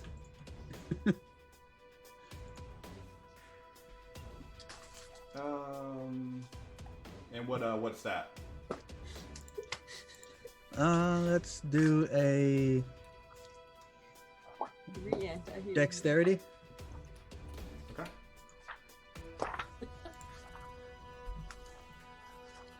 All right. That's it. And as you do that, without even seeing what you did, you see this robed fellow take his book and hold it above his head, and as he does, it catches fire, and then he gets down onto his knees into a prayer stance. Arkin.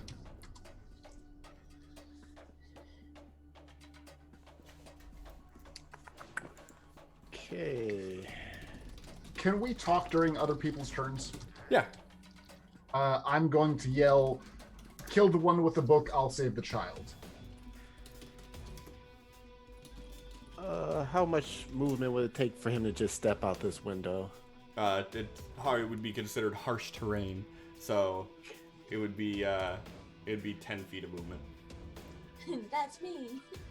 Okay. So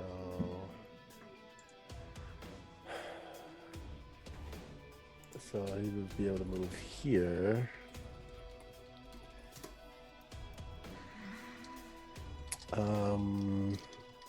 And then he's going to use his cunning action to dash to here. And he's going to peek around to see what Chaplin is talking about. I'm assuming he can see the one that just fell to their knees from here. Yep. Okay.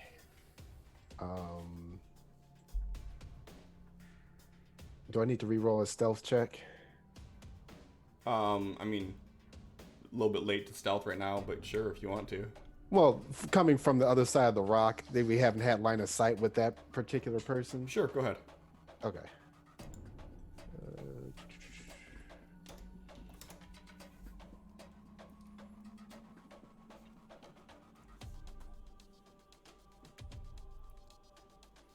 And going to take a shot. Well, they're on their... Would that be considered prone when they're like on their knees like that, not really guarded against anything? Not necessarily prone, but they're definitely not Screech. trying to avoid it. Okay. Well, we're gonna take a shot. Screech. That is a hit.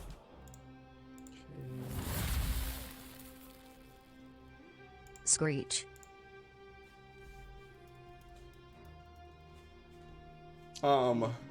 Melissa, roll me 4d4 plus 1.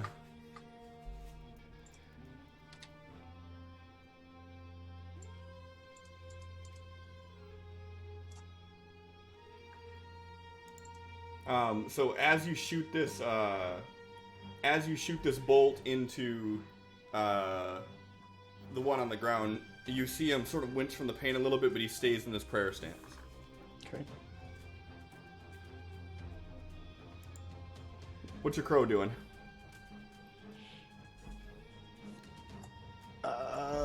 Crow is going to fly over and attack this one from behind. Katie.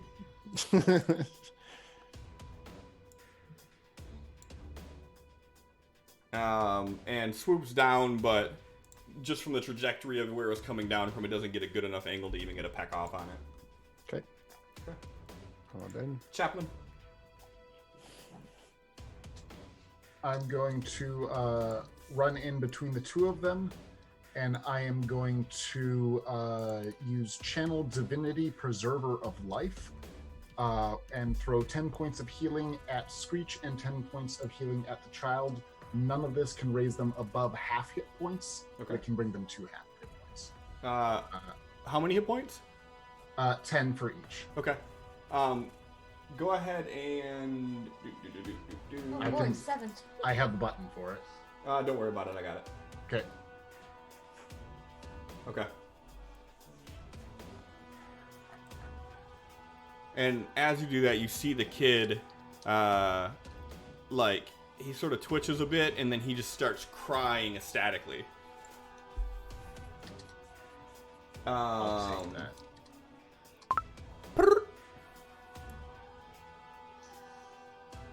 It's gonna run closer to where we all are. To you? Yeah. Up here. Okay.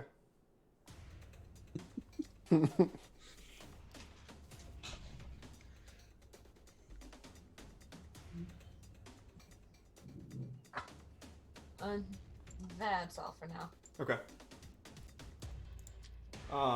And as you do that, you see the light that was radiating down onto this this robed priest instantly shut off, like someone hit a light switch. And he looks down and see the kids crying and sees Chaplain that ran over and did that, and he's like, "No, you fools!" And you see him cast something onto the child, and you see this film, like this blue shimmer, envelop over him. And he says, "We must finish the task." Screech.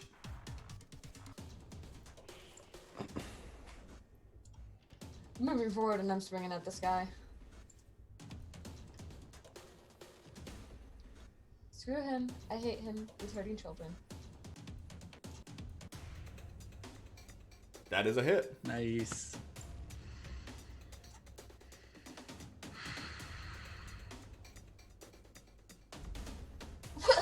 Yeah. What kind of concentration is that? That's bullshit. Pure focus. Asshole! He has a Come task. on! He has a task.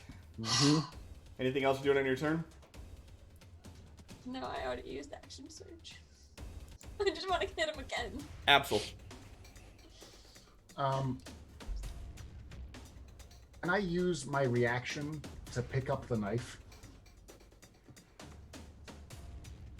Sure. It's an unintended object. No Yeah, one's you're messing good. with it. Yeah. I'm holding a knife. Okay. All right, Absol. Yep. Means a kid can't. Let's move there. No, all I'm thinking of is that vine. Be. What do you have? And let us pew pew. That is a hit with the pew pew. Pew, pew. Yeah, so this guy, he's still like focusing on this child as you shoot him, and he like flinches for a second, but he doesn't break concentration. Not fucking do it again. That's a hit too. Nice. And as he dies down, you see the whites of his eyes return and his pupils return.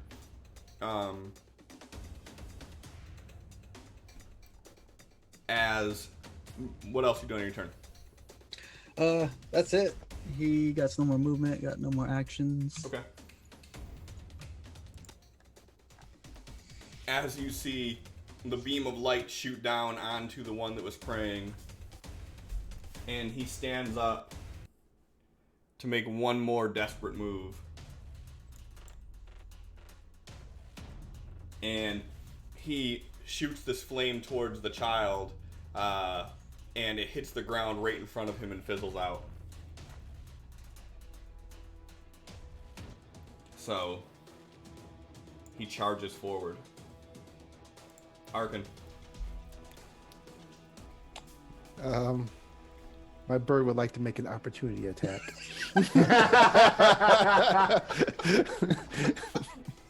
Your bird's not within range. He just pecked at him last turn. How? Well, yeah, and he swooped back up in the air. The bird's not pecking at him and then hovering right next to his face. Well.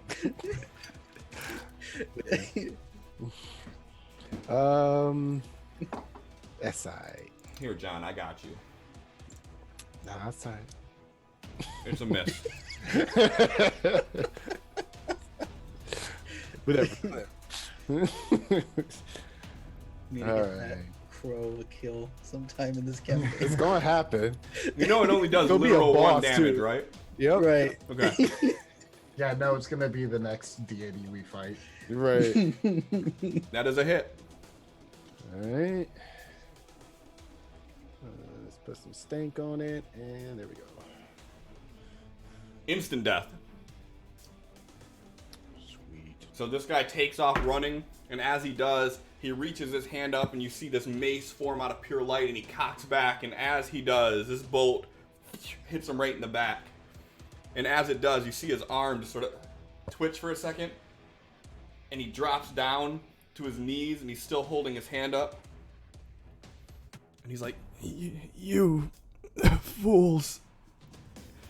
As he hits the ground, you see the blood just start to pour out around his feet, wetting the shoes of the boy who's standing right there, just mortified. But he's alive. And you guys are free to move at will. Okay, so the person who charged at him, was that the one who was controlling him, as far as I understand? No, the first one that died was the one that was controlling him. The other one was the one that was praying. Then the one that was controlling him, I'm gonna step over to him and see if I can stabilize him. See if I can prevent them from bleeding out and dying. Okay. I'm Do not you gonna- have any healing spells left? I don't want to waste a healing spell on this garbage. I want Okay. to just use a medicine roll. You're it not fails, going to be able to. I mean, based on your assertions, these wounds are real severe. One of them died with a plus 13 in over their health, and the other one died of an instant death, which means that they did more than their max health in one blow. These That's guys look like acceptable. they're beyond traditional medical means. A band-aid's not gonna help. So, forgive my rage boner here. The one that was controlling the kid, are they dead yet or bleeding out? Oh no, they're dead. Damn it. Okay. So like exceeded hit points by 13 dead. So their max health was 18 and it exceeded it by 13. So they are dead. I'm going to turn and call out to the party. Please check the villagers. See if they are awake.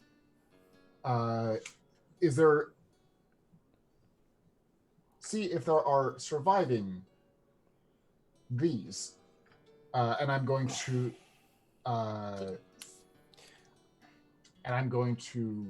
talk to the child.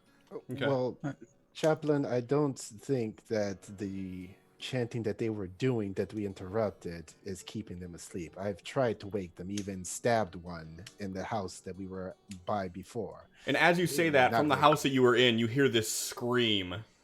Well, looks like they're awake now. Arkin, please do me a favor. Look through the creatures we have just fought and find any documentation they may have. I need it. Sure, I will search for documentation.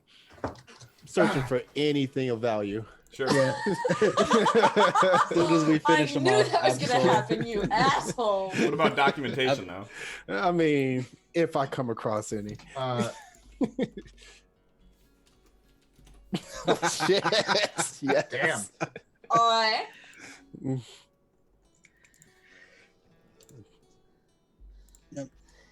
Absol's searching brute armored ones in the back. Okay. Is the child still injured? Oh yeah, for sure. Yeah, he's alive, but like he's got his blood drenching his shirt. The wound is closed up, but it's still his blood all over his shirt, and he's standing in a puddle of blood from this guy that is dead a foot in front of him. Just got murdered before his eyes. Yeah. So Almost. physically, he's okay. Tried to kill him, dropped dead in front of him. It's fine. I'm gonna try and console the child. Try Okay. and calm him. Which I'm sure is a skill I'm not proficient in. Give me an animal handle. No, I'm joking. No, that's for the clerics we killed. Go ahead and give me a straight charisma check, please. What? Oh, that's a save. Okay. Good job. How do I? Are you There we gonna are. be Baymax? And what are you saying to him? I Just know hug it him. hurts, but you are safe now. Let us take you to your parents. And I'm going to hold out, offer a hand towards him, and if he takes it, physically embrace him and then carry him towards the nearby house. Put him on Burp's back. Let him ride an owlbear. I don't want to scare the kid yet. Oh no! I'm already a robot. Who's gonna hug a kid? Oh.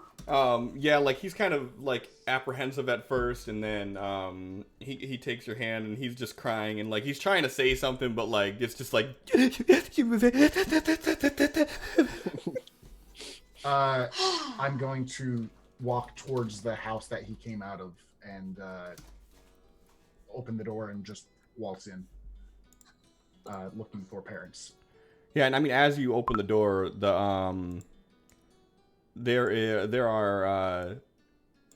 there's a older elven woman there, and then there's another young child. And as soon as she sees you with the child, she just gets up and grabs him and hugs him. Please make sure your child is well. Who is in charge in this town?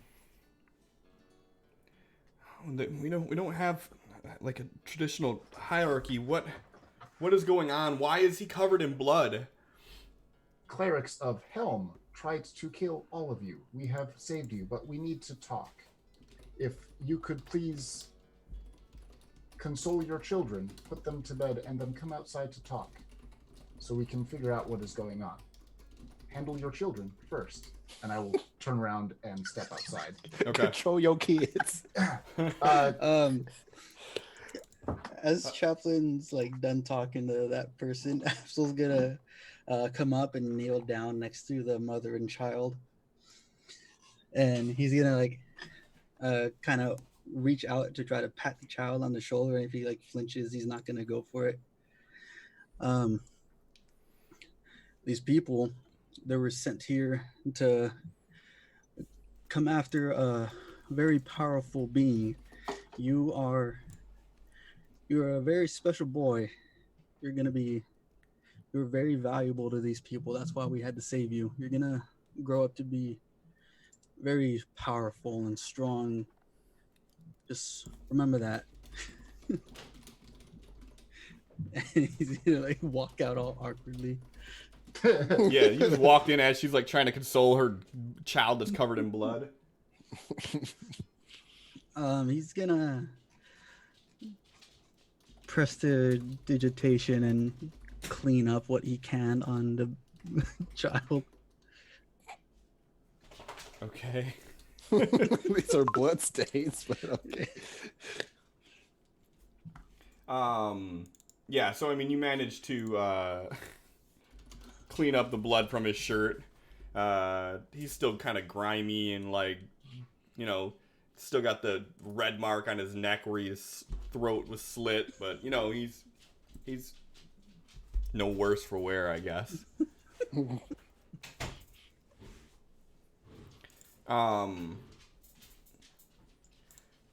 Through your guys' searching,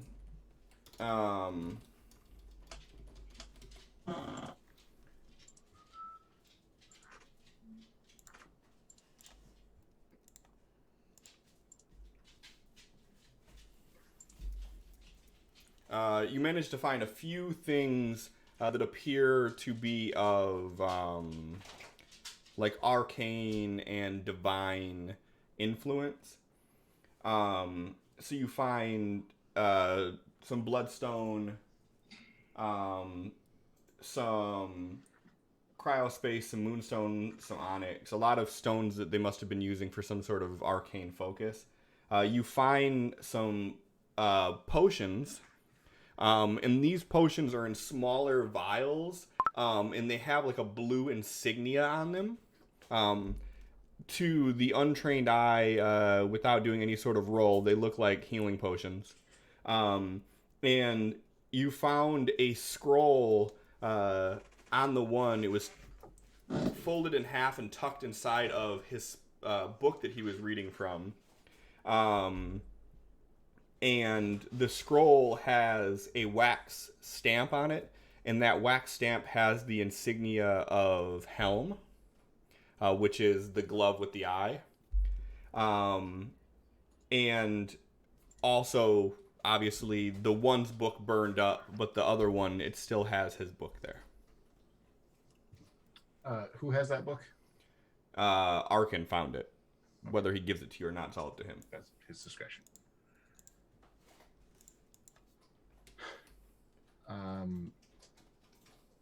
Absol, Arkin, Screech. We need to talk. You wanna talk on the boat before these people get up? I think it is important that we talk to these citizens. If what the creatures of Helm said is true, we may have to work to make sure that they are safe and do not spread disease. All right. We cannot leave their salvation half finished. Sure. All I ask is that I have time to check them medically and to sense magic on them and nearby things to make sure that there is not ill effects at hand.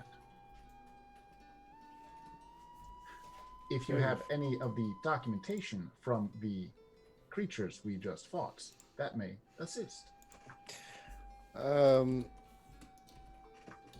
He hands him the scroll because it doesn't look like it looks religious and shit. He doesn't care about it, so he hands it over to Chaplain. And the book, too?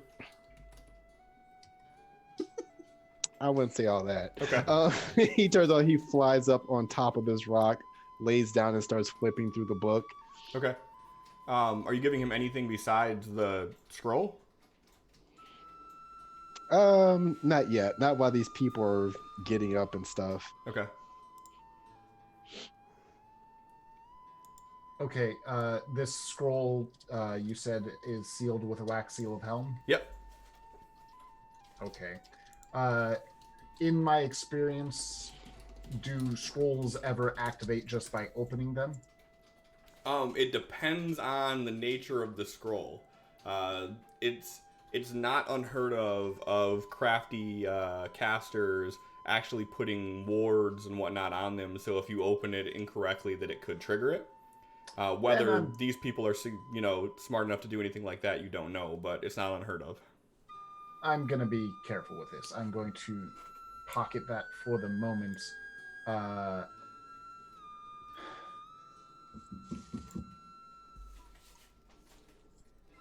And I'm going to go and knock on the door of the house with the injured child. Okay. And as you do, the mother opens up the door and she sort of looks back at everybody and says, it's okay, it's okay. And she goes out and closes the door behind her. I understand that this is a difficult time. To better explain, when we arrived in this town, through some magics, these creatures on the ground before you had kept the entire town asleep and were attempting to burn the town. We have stopped that. However, these creatures, these people, you mean? Sometimes there is less difference. Yes. Why would they do that? Because recently a peddler of potions came through, and from what I understand, some purchases were made. They believe anyone who has interacted with that individual must be purged. And like as you're saying that, she like walks up to you and puts her hand over your mouth, and she like pulls you closer. Shh. What does it have to do with that? And I'm going to speak more quietly, but not for the stream. They believe that those who have imbibed or dealt in some way with his potions may be diseased in some way and spread that disease. Diseased? I am a chaplain. I can provide medical aid. I would like to examine anyone who has imbibed these potions to make sure that they are indeed safe. Give me a persuasion roll.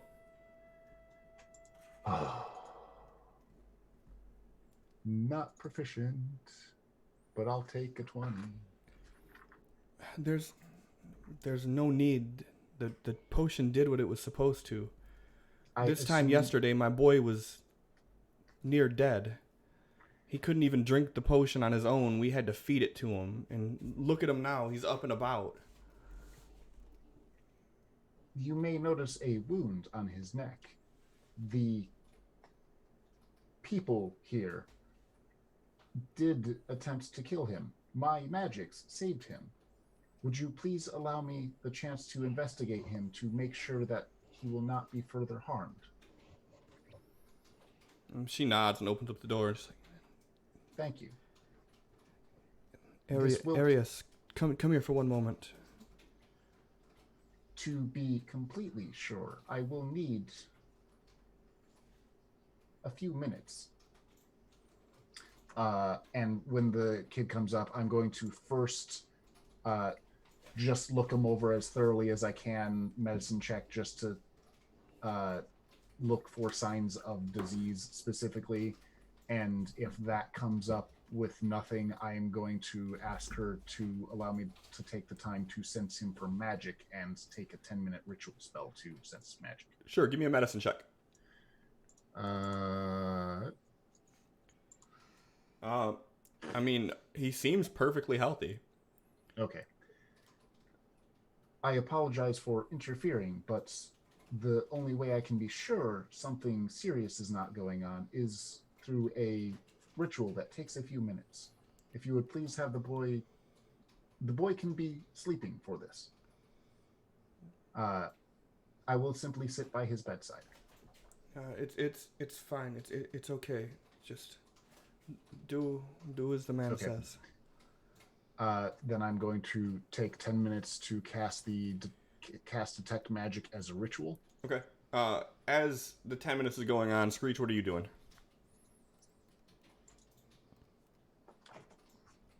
I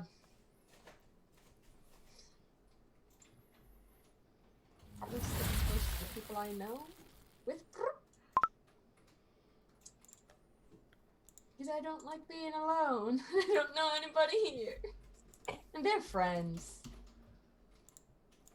Alright. Are you trying to do anything in particular, or are you just sort of hanging out?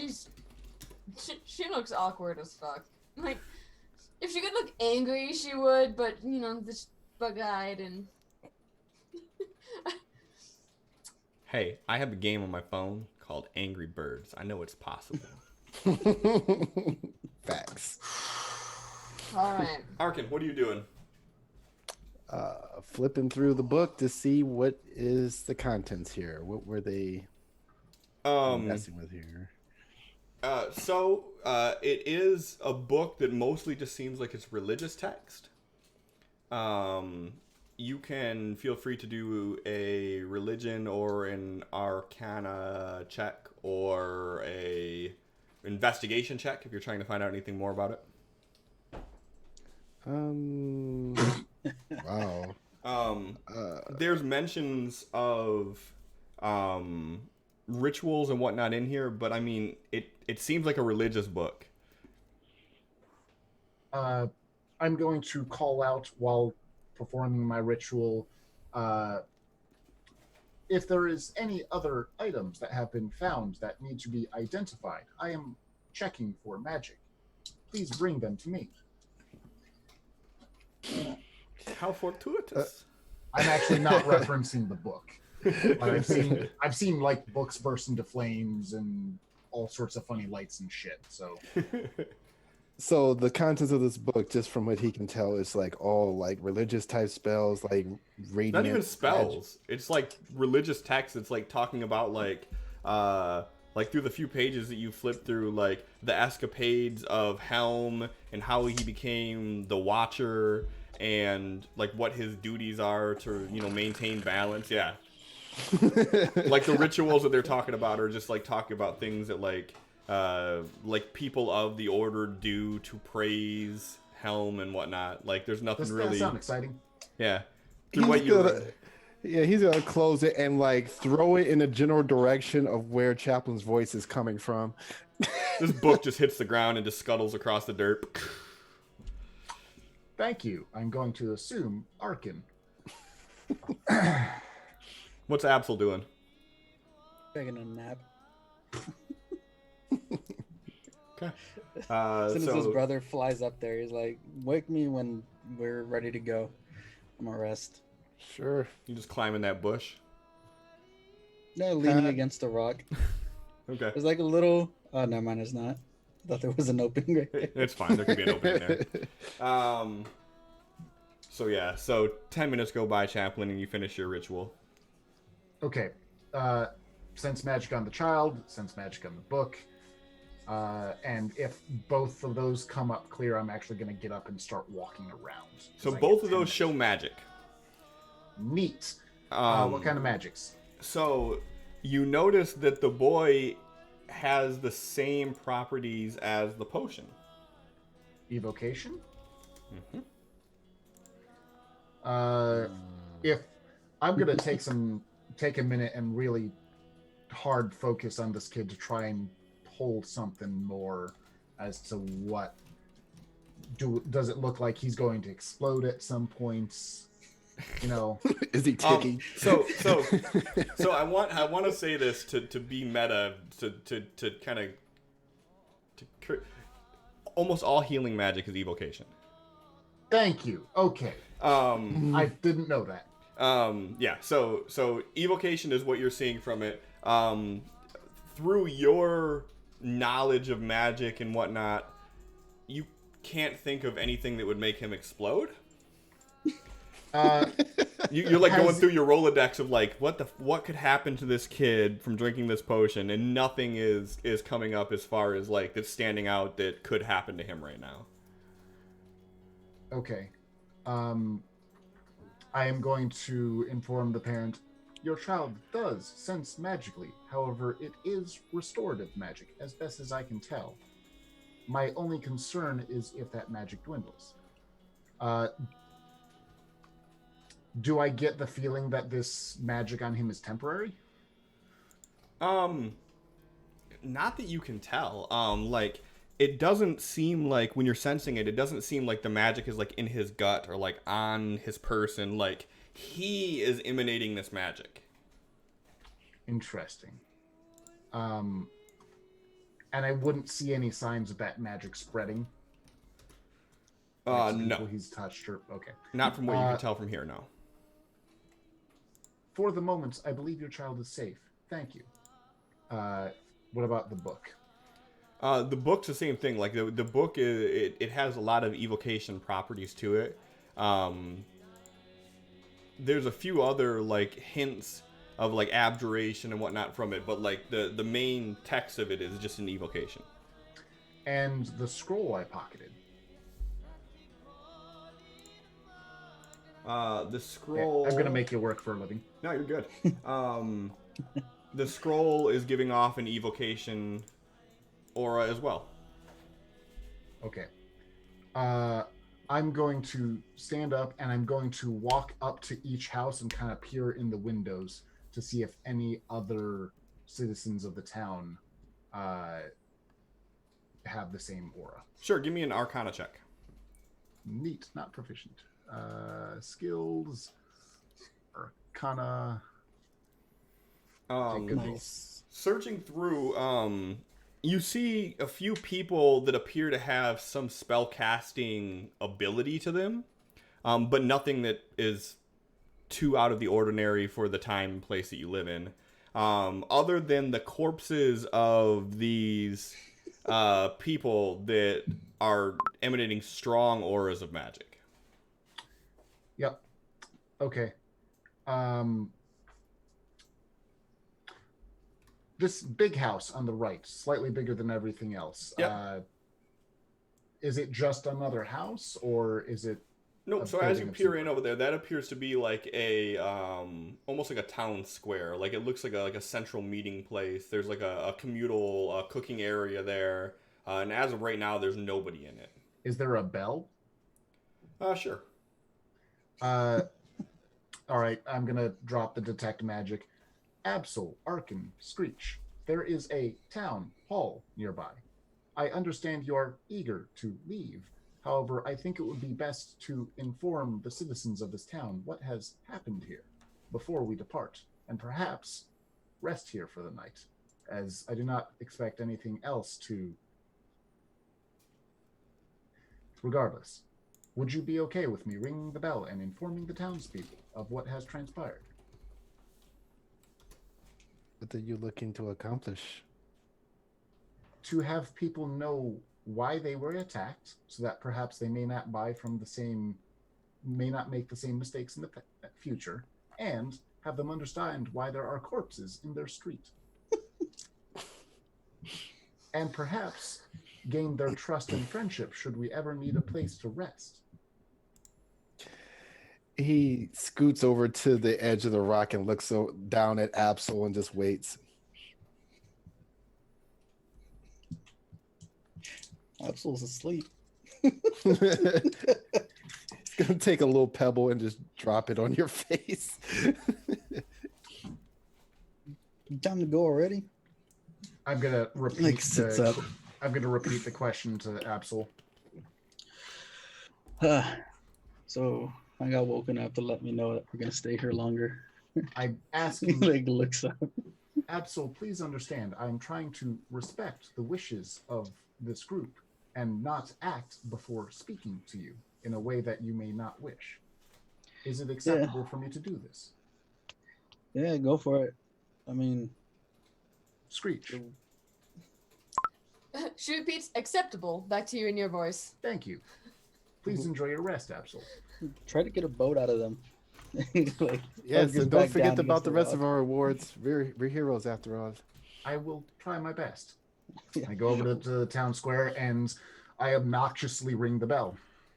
Yeah, as it's clanging, like you hear like the talking and whatnot that's going on kind of come to a cease, and then you start seeing everybody like peeking out of their windows and whatnot. And once people start gathering around, everybody starts to join until everybody is gathered in like a semicircle around you. I apologize for waking you. However, there is important information you should be aware of. We came upon this town to look for a boat. As we arrived, we had found the upholders of Helm's laws using some form of magic to force you all to stay asleep. And they were also attempting to cast magic that would burn the village. Why would they do something like that? They would try to do that because recently someone came through here selling potions. And it is their belief that anyone who has imbibed those potions is dangerous and must be cleansed with fire. No one came through here selling potions. That You're the is not first what- strangers that we've seen here in weeks. Someone has, as best as I can tell. Who? Point them out. I do not wish to do that at this time, as I do not wish to cause that person to be targeted. I have checked that they are medically sound and that they are not dangerous as best as I can tell. But please understand, I am not here trying to harm you. We saved you. The beings that are dead on the ground are as the result of our actions. I am explaining this to you because I do not want you to wake up to corpses with no reason. You hear just murmur of talk amongst themselves as you're explaining everything. This is not a kind thing to wake up to, I understand. However, for the future, I would tell you to be very cautious of anything you purchase from unknown sources of a magical persuasion, especially alchemical. Also be wary of any followers of Helm, and perhaps have a night watch. I understand that we have come at a bad time, but could I please ask for a safe night's stay in this town for myself and my companions? Give me a persuasion. Go ahead and do it with advantage. Neato. Advantage. Persuasion. Meh.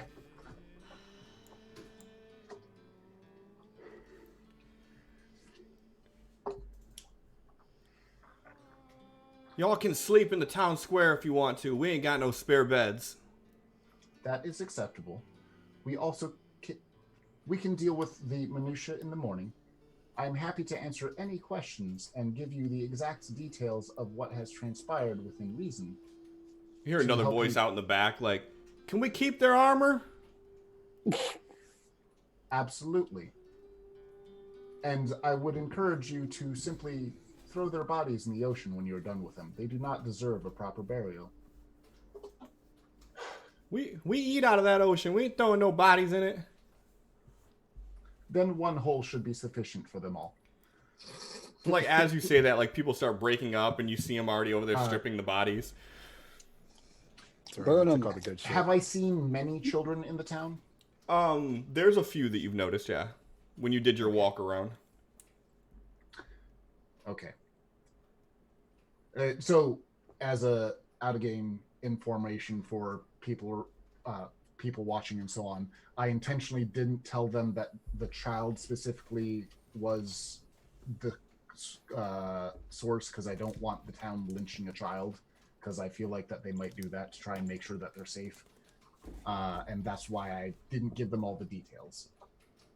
But I will go back over to the rest of the group and inform them, if you would prefer to rest for a night, I have secured us a location and we can work on a boat in the morning.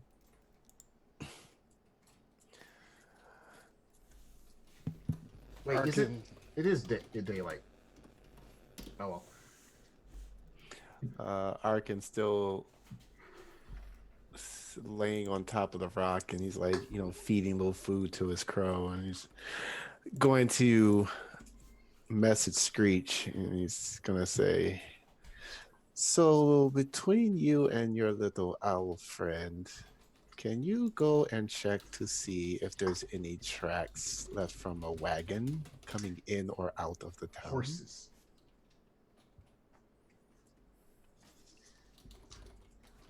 These people claim they haven't had visitors in a week, but yet the man said he came from here. Well, I'm not good at that, but I can try if can do it. I would assume he's good in the wilderness, no?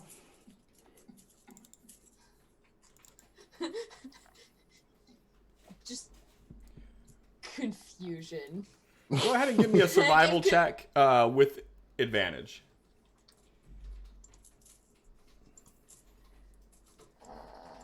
Advantage.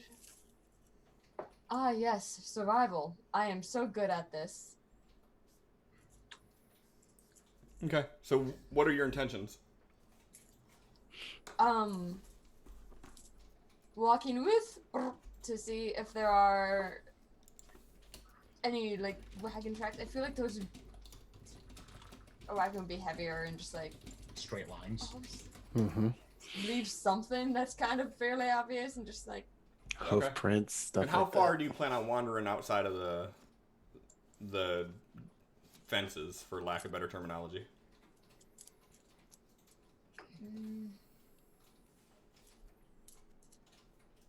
no more than like 40-50 feet, not very far at all. Okay.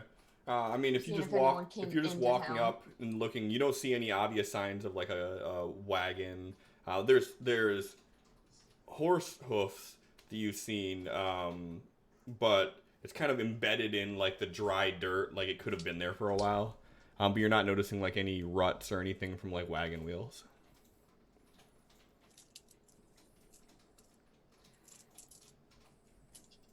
Okay. When she comes back, she's just gonna look up at Arkin and make the sound of hooves clopping and then shrug. He shrugs in return. Just, okay. So, Chaplain, where are we sleeping? In the town hall, we have use of the building for the day. Right. And Arkin, I understand that you are in a hurry, and I'm gonna say this to you with no other townsfolk around. However, spending a half a day here to make sure that the magic on the affected individual does not spread would be useful information in case the same thing happens to a town that you care more about. Does that make sense?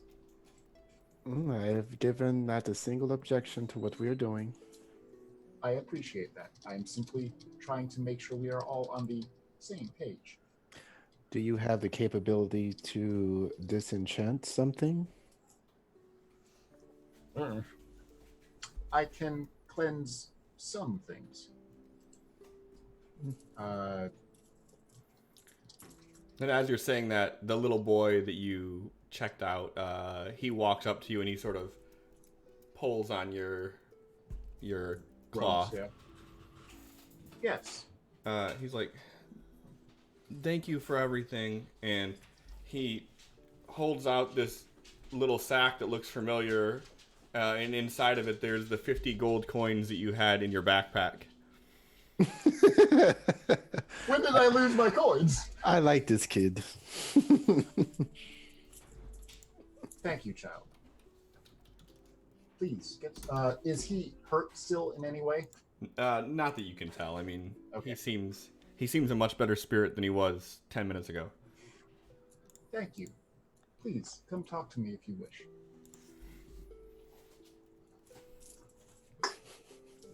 And I'm going to put that back inside me. Giggity. I jingle when I walk. All right, and what's everybody doing? I'm resting. I'm low on spells. Yeah, I'm gonna go sleep. Actually, I'm going to... Is it cold or chilly out here? It's chilly. It's like mid-50s right now. Oh, not frigid. Not frigid, I'm going but chilly. to sit and enter low power mode in front of the town hall, and I'm going to let the rest of the party know that I'm doing so in case the villagers want to ask me questions. Okay. I'm available and easy to get to. All right. What's everybody else doing? Gonna head inside. Head inside and go to sleep.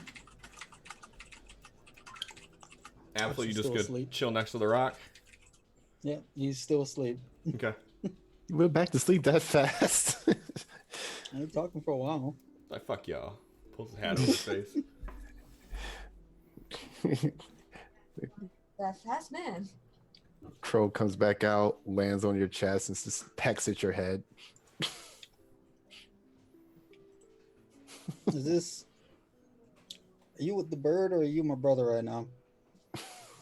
He's a, and then flies off. That could be either. Exactly. Yeah. I didn't get no answers, damn it. He walks over if he sees them all there. Is it like a actually closed up building or is it just like this balcony type thing? It's like the front facing of it has almost like barn doors that open up, and when it's all the way open, like you can see clear inside every angle, like a communal kitchen area.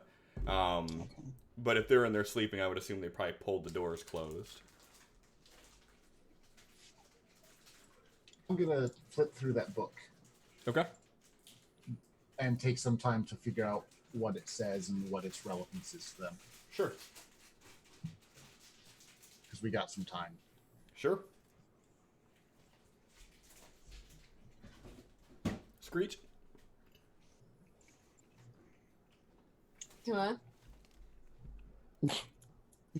What you doing? Then said that like 3 times. Okay.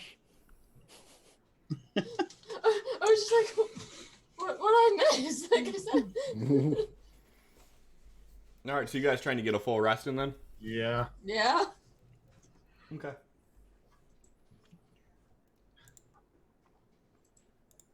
I'm always skeptical of an okay. We're trying to get a long rest. Now we're not gonna get it. Nope, you guys definitely do. So you get your long rest. Can I get any info on that book? Is that a religion check or? That would be a religion check.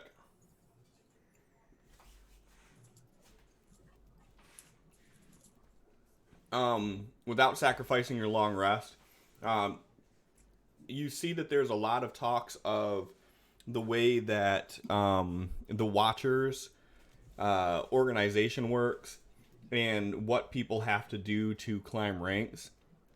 And you ascertain from what happened here is that this group were actually going to work on increasing their ranking with their church and by finishing this mission that they would have.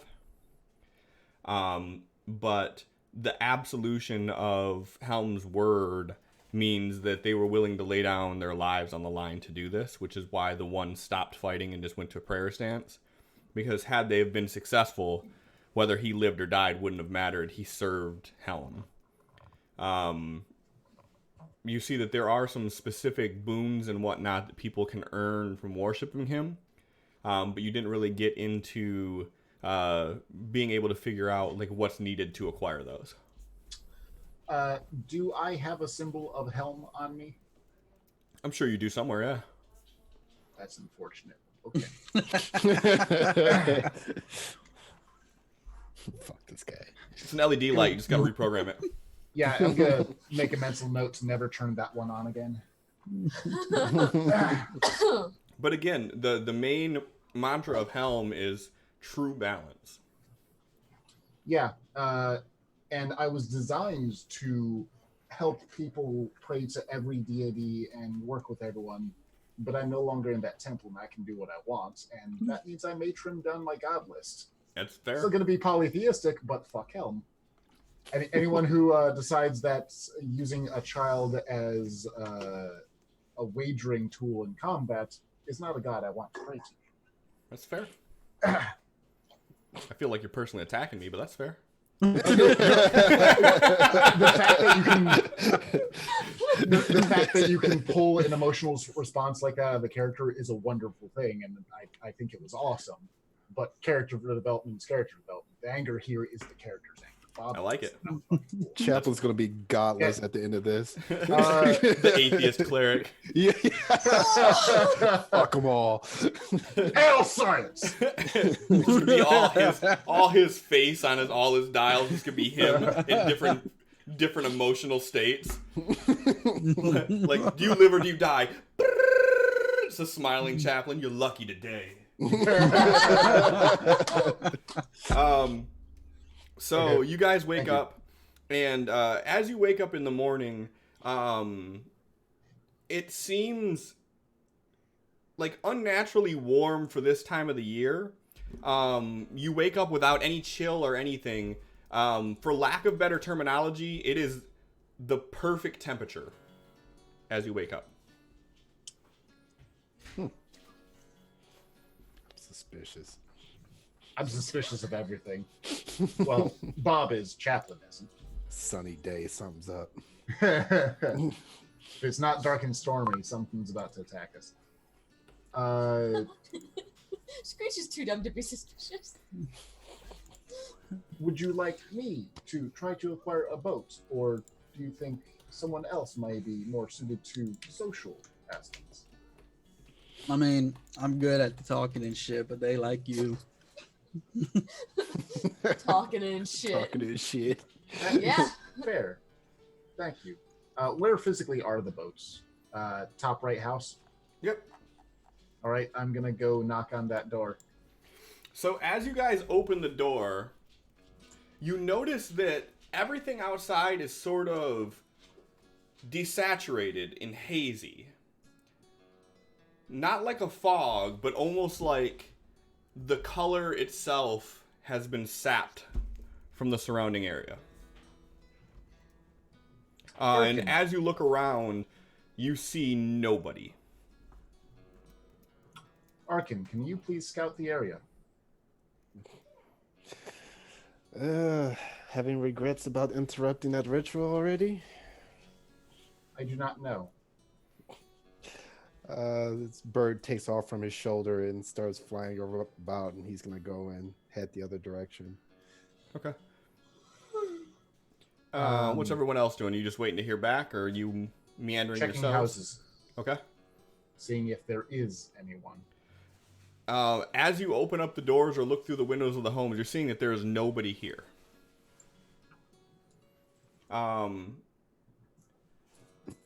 Arkin, you notice the same thing. It seems abandoned, and when you like look through the windows have like a thick film of like dust over them. You almost have to like clear it off, like this place has been abandoned. And as your bird circles around, just outside the city walls, you see that familiar stagecoach there.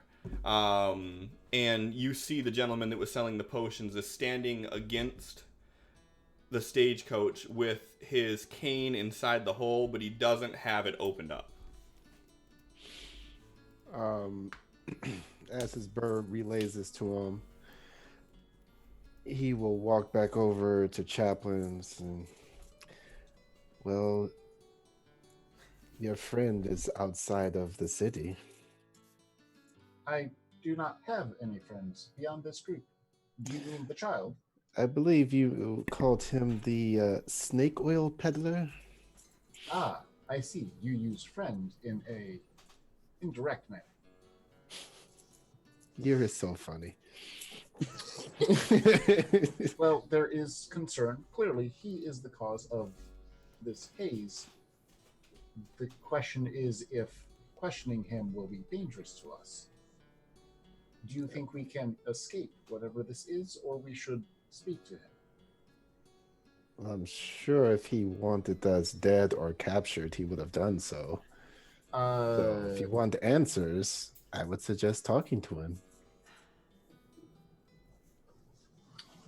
Or we can get on the boat and just leave. I have no stakes in this town.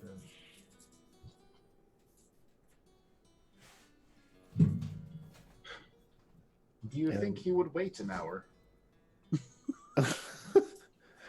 I'll go to ask him. Never mind. Please give me 1 minute. And I'm going to stoop over and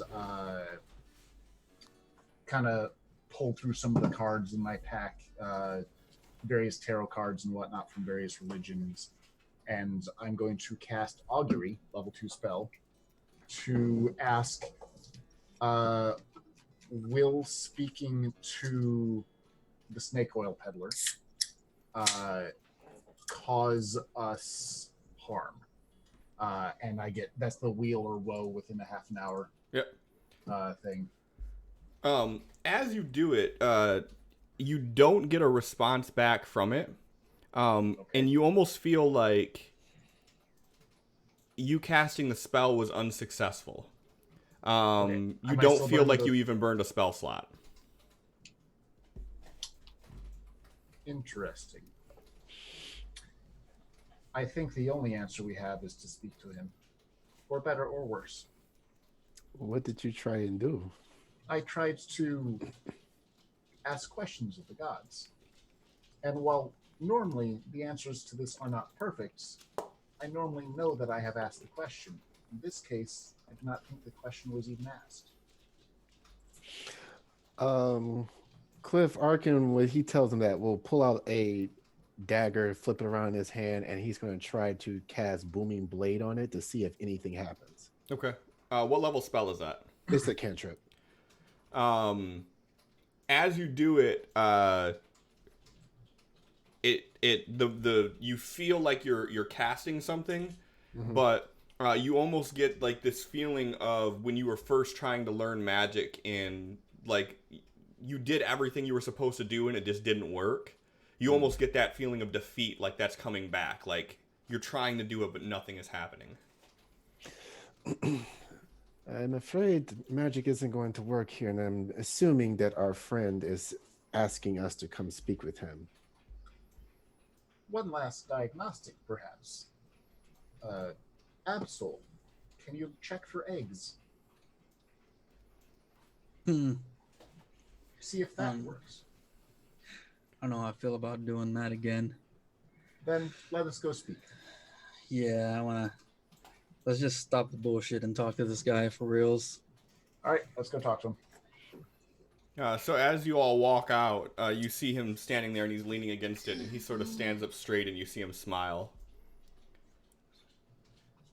Friend Hello of again. friends, I apologize for us meeting this way, but there is something I needed to show you. I felt that you were attempting to cast magic, and I have stopped that from happening to prevent any unnecessary altercations between us. See, you all, despite my best attempts, have been dragged into the middle of something. And I wanted to let you all know just what you got yourself into. Those men, they weren't lying to you, but they weren't exactly telling the truth either. Helm did send them, but it's not because of some evilness. It is because what I offer truly is what I say that it is. And he turns the thing, the handle on his cane, and the chariot opens up, and he pulls out that big potion that's in the middle in that ornate bottle. He says, "This truly is a miracle of a potion.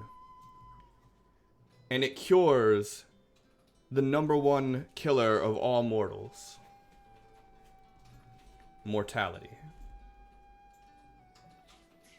By drinking this, one will never die of disease. They will never die of starvation. Unless they are killed,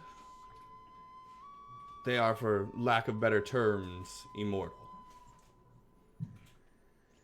And this imbalance enrages the gods who feed off of their souls.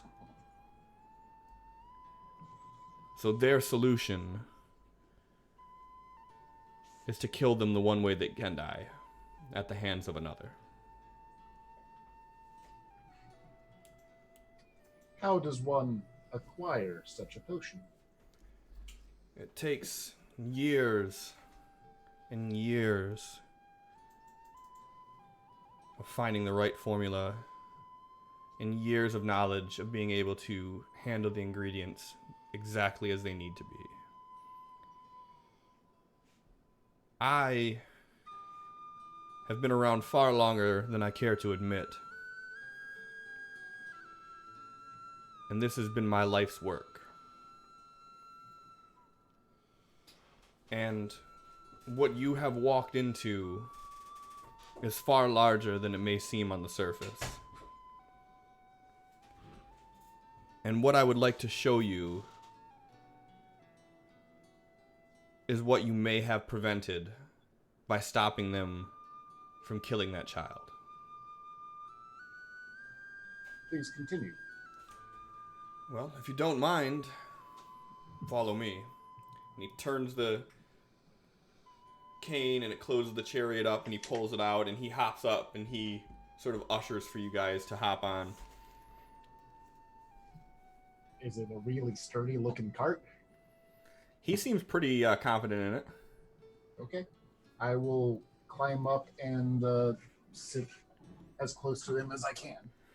Yeah, so there's room on either side of him for like 1 or 2 people on each side, and then there's the top part of it that you could sit on as well. I'll sit It's going up top. Of course. I'll sit right next to our new friend. And he says, I assume that we are on amicable enough terms that I can cancel this spell. Yes. And so We also know that you are proficient enough in magic that violence would not end well for us. I am not here to threaten you, but I appreciate you taking notice. And he kind of smiles a little bit and he hits the reins as the horse starts trotting through. And as you guys pull away, looking off at Ozo in the distance, everything still seems really desaturated. The grass is more gray than green. The trees seem almost like a tinge of black, and what was once lush, beautiful pine trees are now just sort of withered and sort of wilted and down-faced. And everything here looks like it's dying.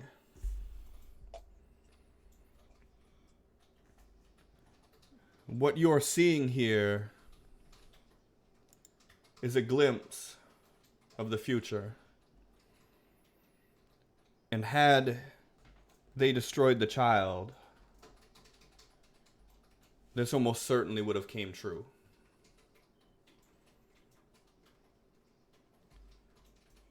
How is the child linked to blight?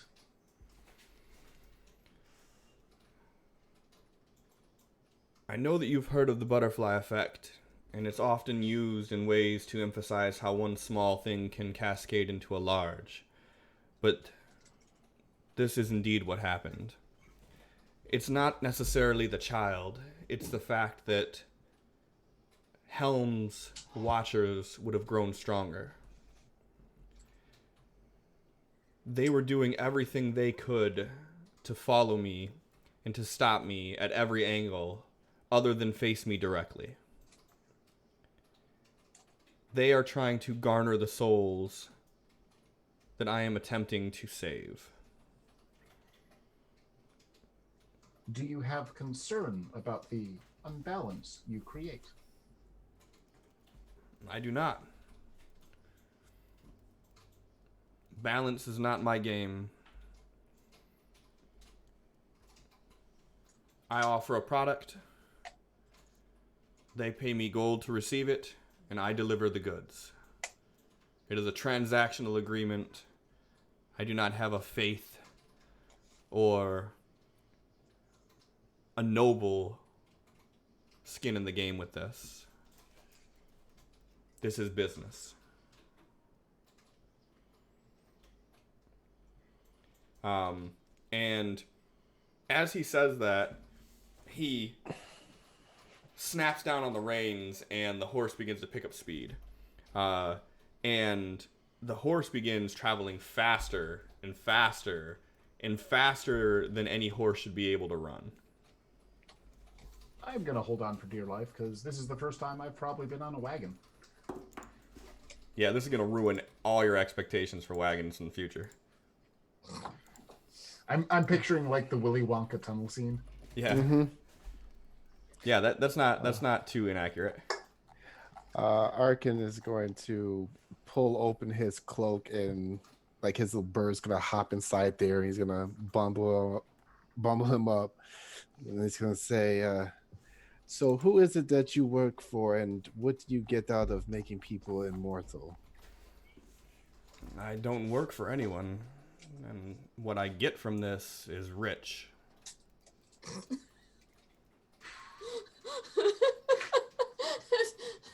I think we are cut from the same cloth, my friend.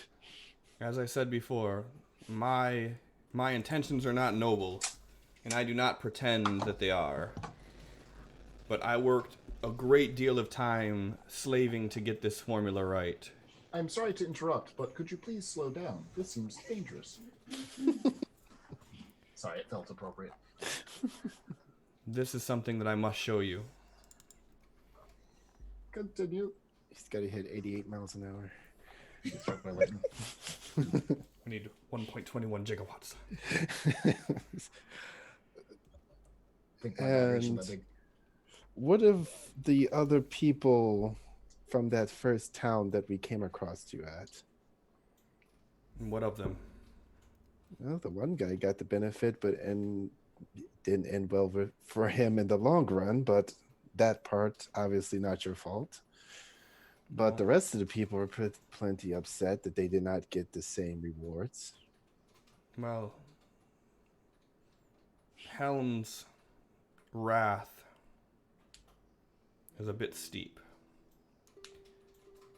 What they do is they attempt to use spells to locate the one who ingested.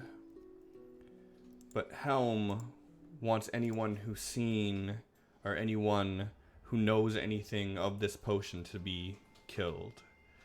Which is why I'm speaking to you all, because, as I said, you have been unnecessarily thrust in the middle of it. What Arkin is referring to is the first potion you sold, or that you gave away, worked well, but we waited an hour or two, and the other imbibers of the other potions saw no visible effects. Exactly. No, they took regular healing potions. That was an attempt to draw business. You find the most crippled, the most disfigured, the most in need of the potion, and you give it to them. And in theory, the others should see how well it worked and want to buy it. But they buy the smaller ones. The full effect is not there. And unfortunately, the price is steep. But I don't budge on it.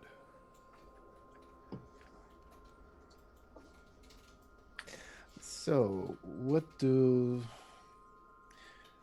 you feel your responsibility is when you are making a coin in profit? Sure, I have nothing against that. But knowing that there's a god who sends his cronies to kill everyone that you do business with, seems like that would be bad for business in the long run if everyone's getting eradicated behind you. Well, that is true. And that is why I move frequently. There are more people here than he could eradicate off. And once the heat gets too hot here, then I'll go to another country. He's not the first god that's been after me. He won't be the last. How is it that you are showing us this possible future? As I said, I've been studying this for a long time. And What magic? well, there's a dark art of magic here. Most of it would be a form of abjuration, but it's one that's been lost to the whispers of time. I'm sure someone who is adept in spellcasting as you have certain ways to call out towards what may happen in the future. Yes. I do This not is know how to similar. show it. This is a similar magic, but a much more ancient form. I have the ability to see the future as it is at that moment. It is not nearly as effective of a tool as it may seem, as I said before, the smallest of things changed can ripple through time and change the entire future. Me stopping for an extra minute may change everything. But this future that I see here was the future if you guys did not successfully dispatch them. And as he says that, and you guys are looking around. You notice him barrel around this turn, and you see the town that was on fire that took you like 3 days to get to. That you guys just sort of rip past it, and you can see that the town has been rebuilt.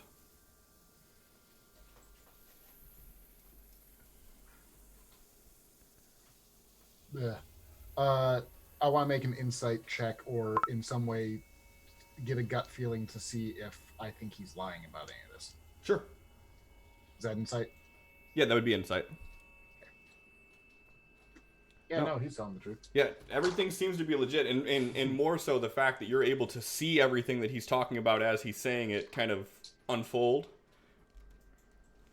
And as he continues talking, explaining what's going on, you guys notice off in the distance,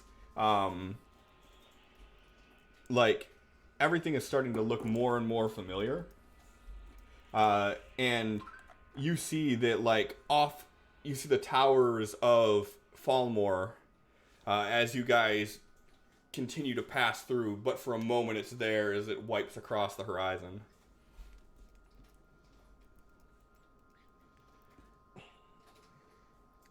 So what's the end game here? What do you is there a certain amount of fortune before you are satisfied or before you can buy all that you want to, or is it just an endless need, an unquenchable thirst? Sadly, it feels like it's just an unquenchable thirst. I feel like it's a compulsion almost. That I find myself using the money to buy more ingredients, to make more potions, to sell to make more money, to buy more ingredients. Maybe this is my purpose for being here. Or perhaps you're cursed and you couldn't stop if you tried. That could be it too. Although I've researched curses and none seem to fit this bill.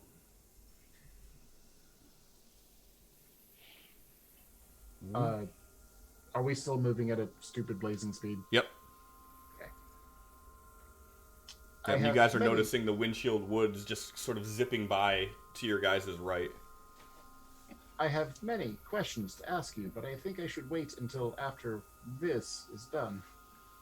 Well, it won't take much longer. Feel free to ask what you will. Okay. How do we get in on this deal of yours? I want to make money. I admire your spirit, but there is no inn. This is a one-man show. Just me and my trusty steed. Coke in my nose. Hey, TOS.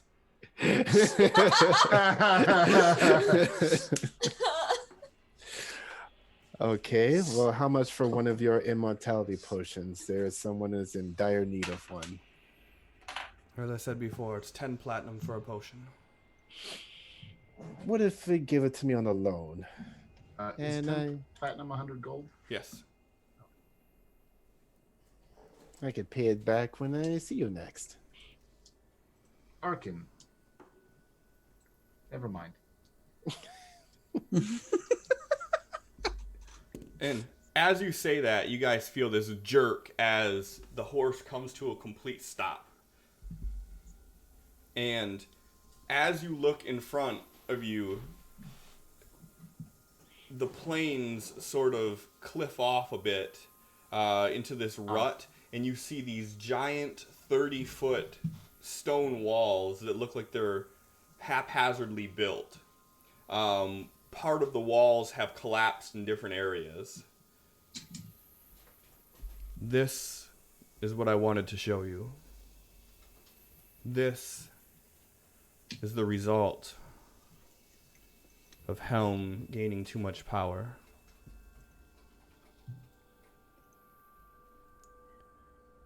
What I would like you to do is to go within those walls, and I will wait here. Any questions that you have, you'll find the answer to in there. And if it doesn't satisfy your curiosity, I will answer anything else that I can. I see. Thank you. The unrelated question would be advice for creating healing potions, as I do so to keep these people safe, but that seems less important now. We will return. Thank you. I'm going to hop off and make sure people are following me, but waltz towards a hole in a wall. Yeah, so as you get out and look around, you notice that the grass, as it gets closer to this divot where this like crater is almost, where this wall is built, the grass turns to almost white. It is completely devoid of color. Even the sky above this area seems gray. Everything almost seems completely desaturated other than yourselves.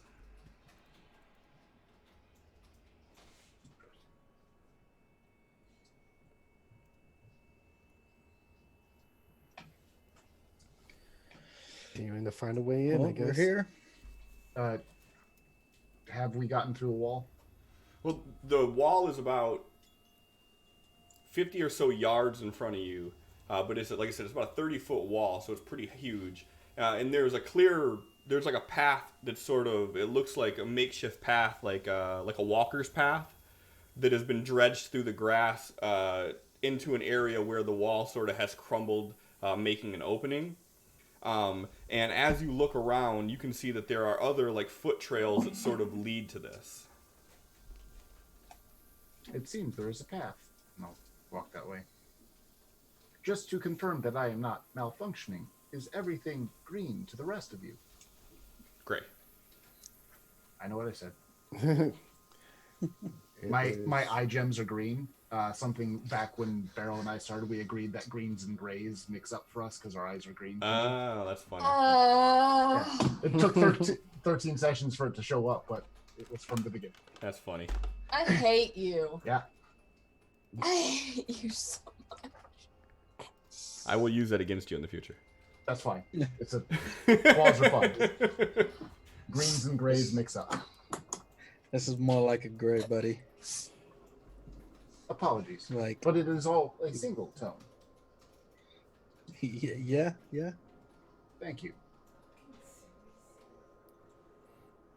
All right, what are you guys doing? Like going down that path into a hole in the wall, hopefully.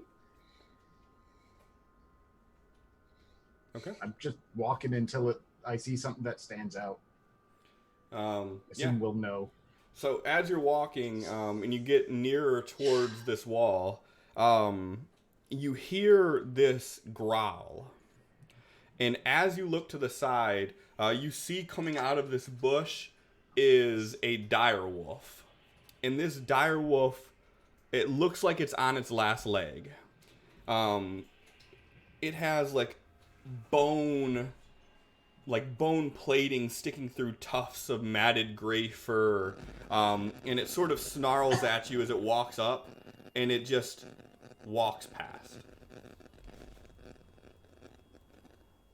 And it is walking in the same direction that you were headed. Let's follow the friendly wolf.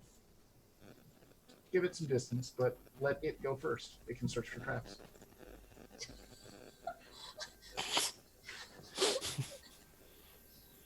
I'm gonna pull out some of my rations and see if the wolf turns around. I hate this campaign. I think I'm starting to rub off on Chaplin. As you pull out the rations, you notice that your rations are all rotted. Oh, that's just disappointing. I assume we are under the effects of the augury magic that I do not know his name has cast. Yeah, let's go simply check this see out. What is to be seen. And as you guys get even closer, you notice bursts of purple that appear like at the top of the walls and shoot over to the other side of the walls out of your view. And periodically, every minute or so as you guys are walking, you notice this like orb of purple happens and then it disappears over the wall.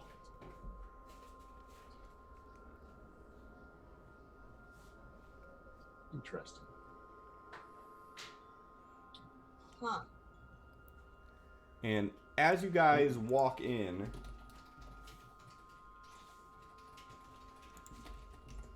Boss music. What's that? What'd you say? Boss music. Sure. Let me go ahead and play that. As you guys walk in, you notice that there are these giant pillars that are sticking out from the ground. Everybody go ahead and give me a perception check, please. It's nice to be a proficient in something, even when I fail. My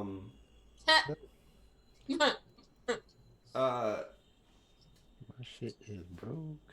Screech and Chaplin, you guys see these pillars that look like this dingy gray. It looks like they've been there for a while. They're sort of weathered. What is your guys' marching order right now? I assume I'm in front right now because I'm enthralled and feel responsible. Okay. I'll be behind him. Okay. Behind Absol. What the fuck? I will place myself somewhat in the middle of people because I don't want to be in the back. Arkin and Absol, as you guys get inside, what you notice is that these pillars of rock actually appear to be bone. And as you look around the ground, you notice that there are skeletal remains of what appear to be hundreds of things here. Oh God, he has a map for this. Of course he has a map for this. Oh, my fancy grounds crashed. The map was too powerful for John. Ooh, right. John, Can't close out of the. you have 30 seconds to make a con save. Nah. Arkin is dead. What the fuck? So as you guys walk in, you see the dire wolf sort of turns and looks at you, and it growls.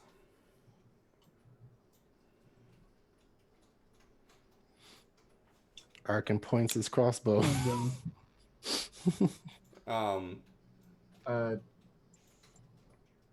Let's let the creature proceed. Well, the creature's ahead of you already. It's inside. But it has it like stopped and turned around and faced us? Yeah. It just did. I see. Perhaps we can go around. As you aim your crossbow at it, Arkin, it lays down. Absol's gonna walk up to it. And as you do, it sort of snarls at you, but it's still laying. I'm putting a knife in its neck. How thoughtful. As you do, it sort of just lets you. And as you slit its throat, it just lays its head down and closes its eyes. That was the most depressing thing I've heard all night. I have to go hug my dog now. I'm really sad. Yeah, things are coming here to die.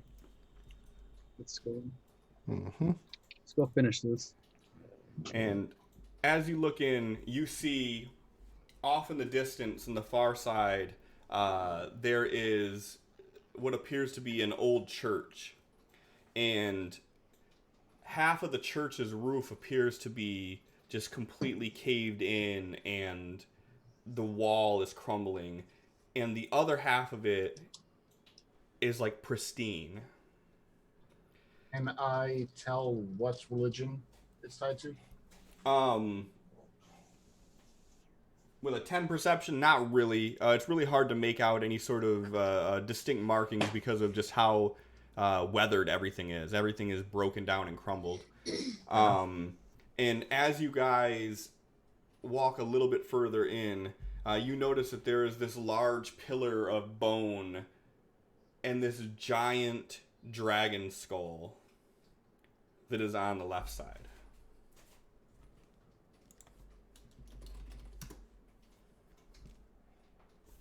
No, everything's just dying here. I'm not familiar with that creature or building. Arkin's gonna walk up to the. I'm assuming the dragon is the biggest skeleton here. Yeah, I mean the skeleton of this dragon spans almost the entire reach of this area, and as you guys are looking around, it almost appears like these walls were built specifically around it. And Sin, your phone is killing your mic again. I assume that the chapel holds our answers. I will head there. And as you guys walk in, you see this flash of purple. And you see from all around the perimeter of this wall, these purple orbs flash, and they slowly move their way towards where the dragon skull is, and they just sort of dissipate inside of it. Never mind. Perhaps the dragon skull, or perhaps the creature skull holds answers. Oh, that's probably not good. I still feel we should check the chapel first. I'm gonna keep walking towards the chapel unless someone stops me. Arkin's gonna start stepping away from the dragon skull.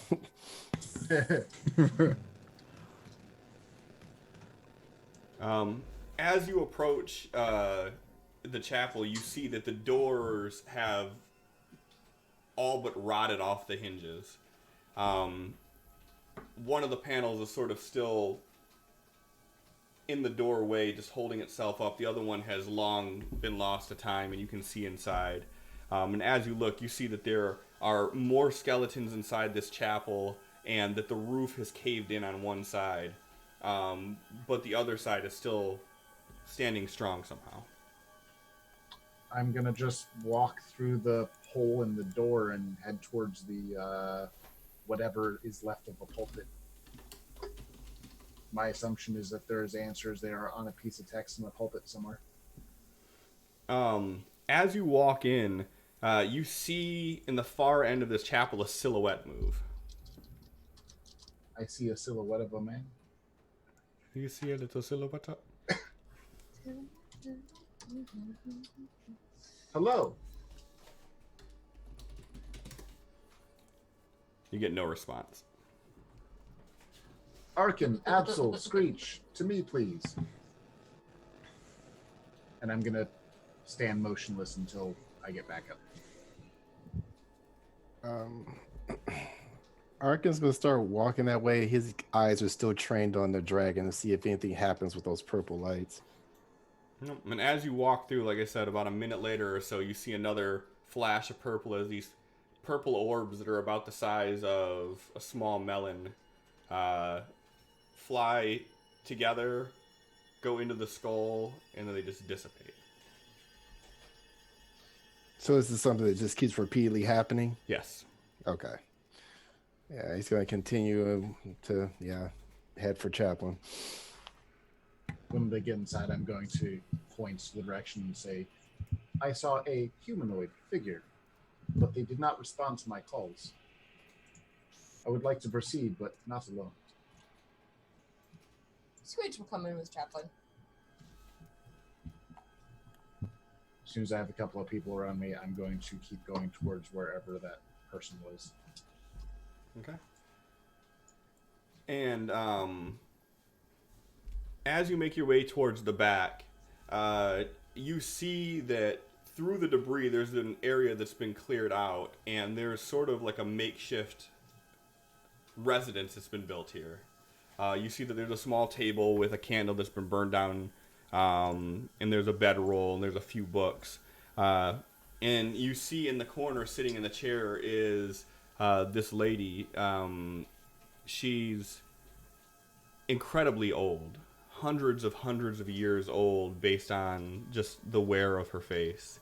And she has this long hair that looks like it was probably finally done at one point, but has been unkempt for who knows how long. Elven? What's that? Elven? It's kind of hard to make out. Her skin tone almost appears to be entirely gray. Her hair appears to be gray. The same thing that you're noticing in the surrounding areas appeared to be affecting her as well, as she seems almost entirely desaturated. All with the exception of her eyes, which are still sort of like a turquoise color. Excuse me. What happened here?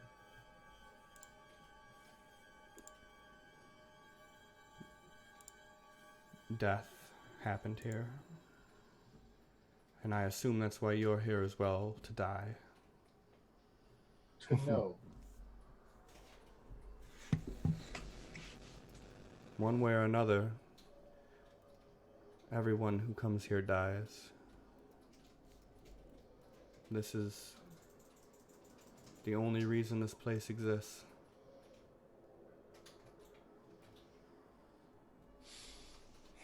Now, leave.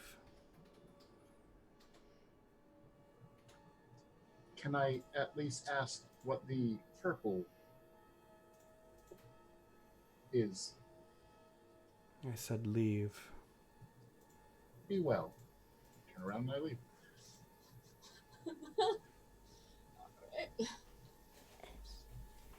And let's go look at a dragon skull.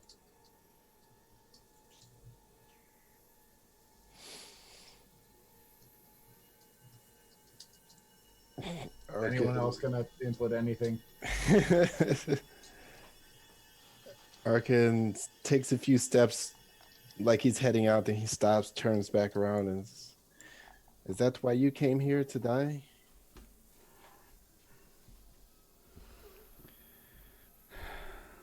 I am already dead.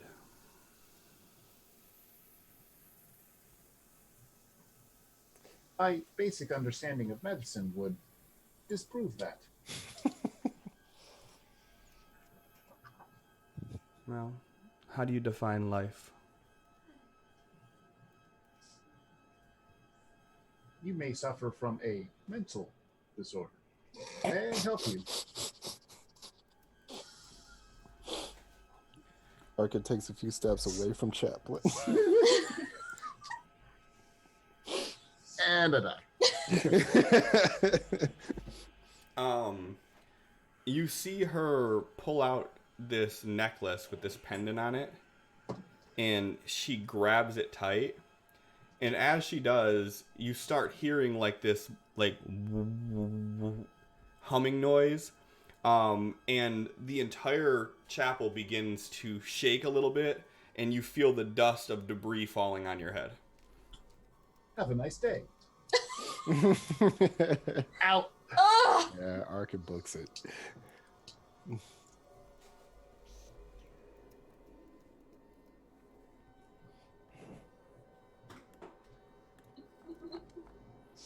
And as you guys walk out again, there's that flash of purple, and you see the orbs moving towards the center and dissipating into the skull.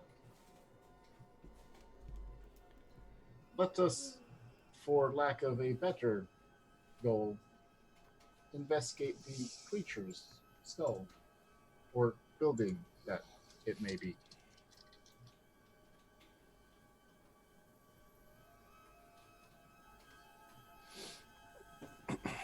And as you guys are walking through, you're just hearing the crunch of bones under your feet as there are these towers of dragon bone that surround you. And as you start getting closer to the skull, you see that there are a few like tapestries that have been hung from it that are just like obliterated due to the weather. There's just rags hanging there, it looks like, at this point.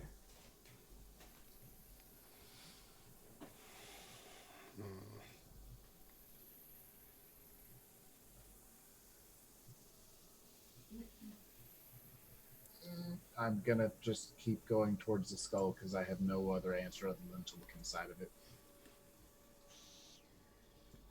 Yeah, and Ark is gonna come around the side of it so we can see, like, from the back of the skull if there's anything. Did you not get your fantasy ground loaded yet? Yeah, I'm back in. Oh, okay, because you like haven't moved your token at all. Oh, I don't have the map up. Let's see here. Fix it. Here. Okay. There we go. Absol's gonna like kick at this pile of bones a little bit. Pick or kick? Pick. Okay. What's your goal here? I don't know. He's like tapping it, see if it triggers anything. Man, Seeing if seems anything like a like. bone. All right. It's Okay. abnormally hard. It's probably your first time interacting with a dragon bone, and the just the makeup of it is, it's not like porous like human bone. It's like very, very strong. Like you trying to chip away at it, it's almost like you're trying to chip away at steel, even in its like weathered state.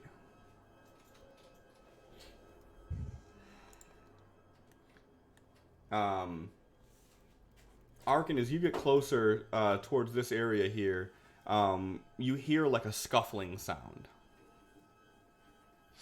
Chaplain, you would hear it too. Arkin's going to peel his cloak back, let his wings out, and he's going to fly up to the eye hole of the skull. Okay. And land here and take a peek inside. Inside, you see three men that appear to be digging around boxes. The inside of the skull, in the area that you're looking at, in this like crevice, it looks like someone might have been living in it at one time. It looks like it's been abandoned for a while, but there are still crates and whatnot in there. There's like a rug on the floor, and you see some of those tapestries that were on the outside on the walls, and these ones are actually in better condition. All right, and they seem to be digging, you said? They're like prying open boxes and looking through it. Okay. Human, elven, what are they? Give me a perception check.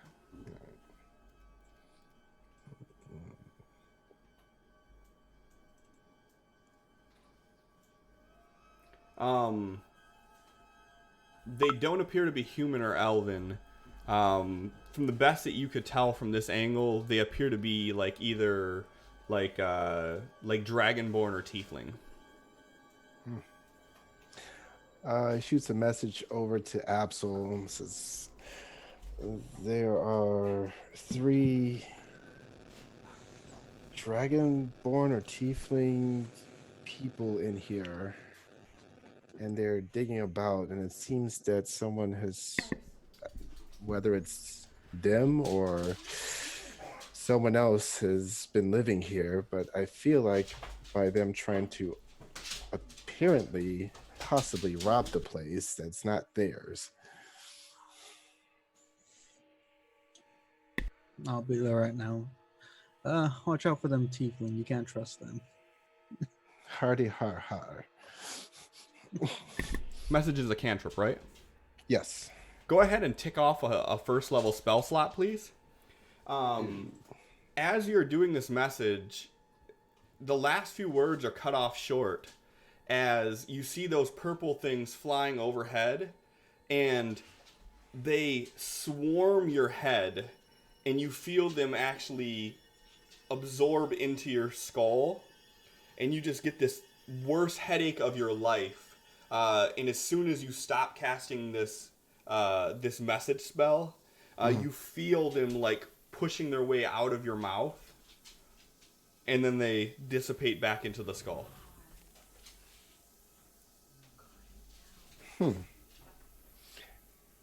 He gets out his book and starts writing this down.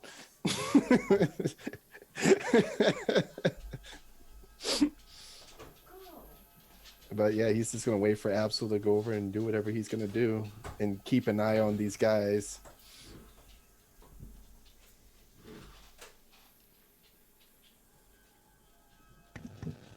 Walks over to the front of it, and he's like dragging his gun along the teeth of the dragon as he's walking. to try to get the people's attention. You are successful.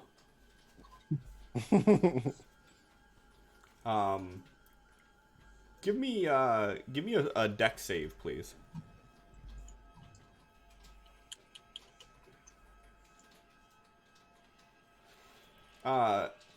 You hear this as you turn the corner and roll out of the way as you see this giant maul smash into the dragon where you were just walking at.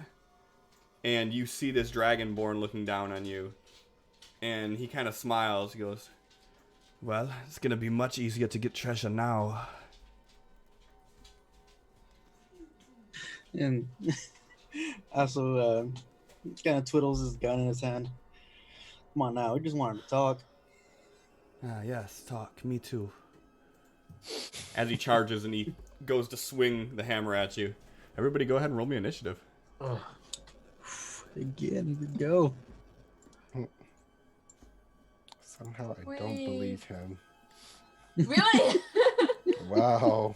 Here's the other 20. Chaplain. Good job, Chaplain. Chaplain. That is a good job. That's where Chaplain wants to be at. Wait, is something happening?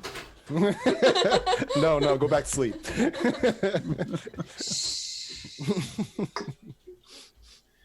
So Screech, you see this dragonborn that just came out of the mouth of this dragon and is just overhand cleaving this maul at Absol.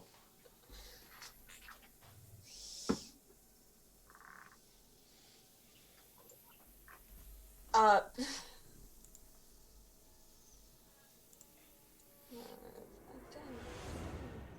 30. I'm just gonna start running that way. That's my friend. Well, what's happening?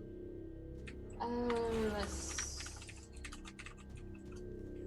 30. And where's the dragonborn standing? Just right in Next front of to- Absol. Right in front of him.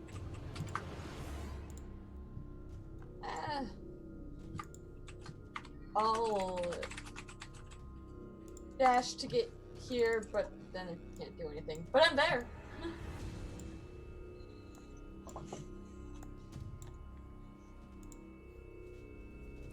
Arkin.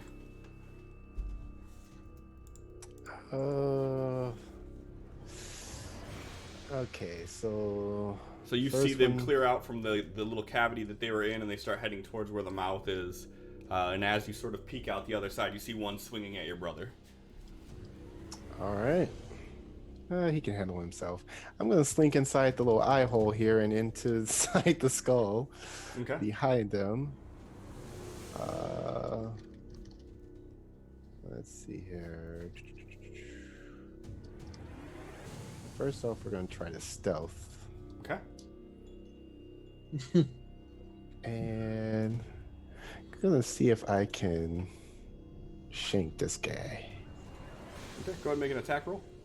Shouldn't we do that? Hey. Nah. You need shanks? actually are at your limit of shanks at a time, at least. You can only shank one person at a time. Aha! According to the law, but Yeah, that'd be a hit. Okay.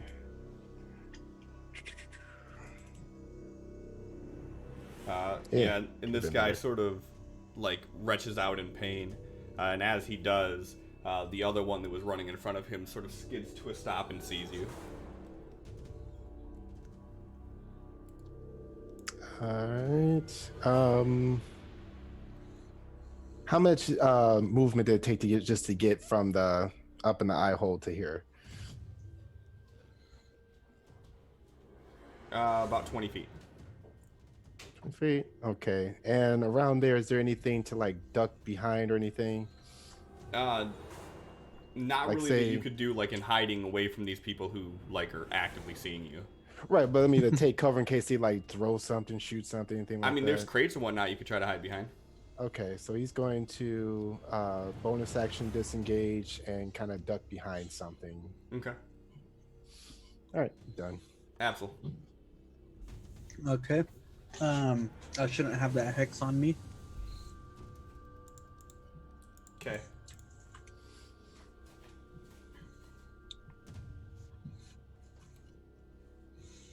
Actually, this guy's right in front of me. Let's try this again. Ooh, that's not good. That is not a hit. Shit. Alright. So now, let's toss a hex on him. I have a feeling this ain't gonna turn out too well.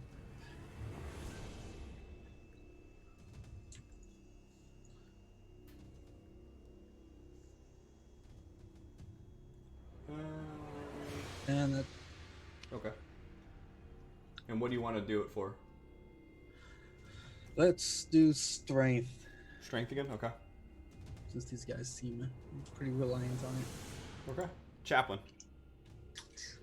Gonna step forward and call out, please, nobody needs to die today. And I'm going to try and cast a cantrip. Okay. Does that work? What? Which one are you trying to cast? Word of Radiance. The AoE 1d6 con save. Flashlight around me. Okay. As you cast that, you see the swarm of purple engulf your body, and you feel this draining feeling you've never felt before. Go ahead and tick off a level 1 spell, please. Cantrip? Level 1 spell, please. That's what he said. Understood. Yep. Yep. Okay. Yeah. Nope. I stopped there. And as you say that, though, they're like, "You've come to the wrong place if you're not looking for death, friend."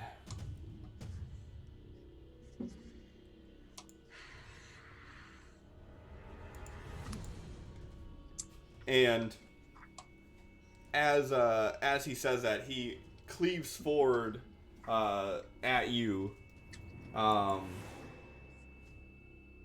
misses.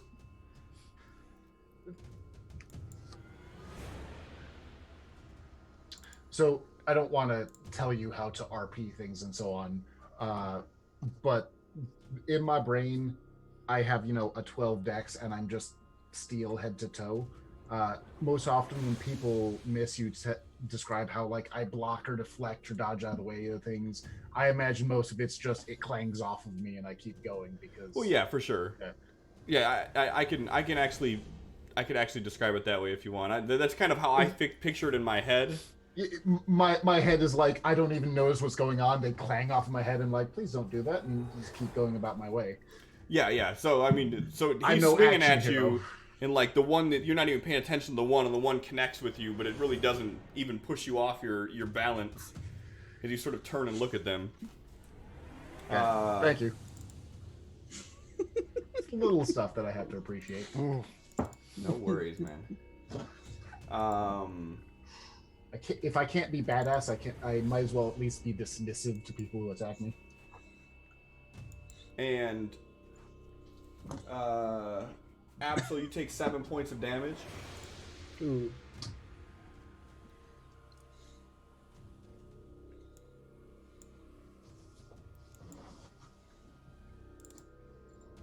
And the other one that you walked up and stabbed, Arkin comes through and he slams his hammer down and you're able to move out of the way and he cracks open one of these barrels, and inside of the one that he cracked open, it looks like at one time it was like rations or food, and right now it's just rot. It just spills into the floor and it just the stench of rotten fruit fills the skull. Screech.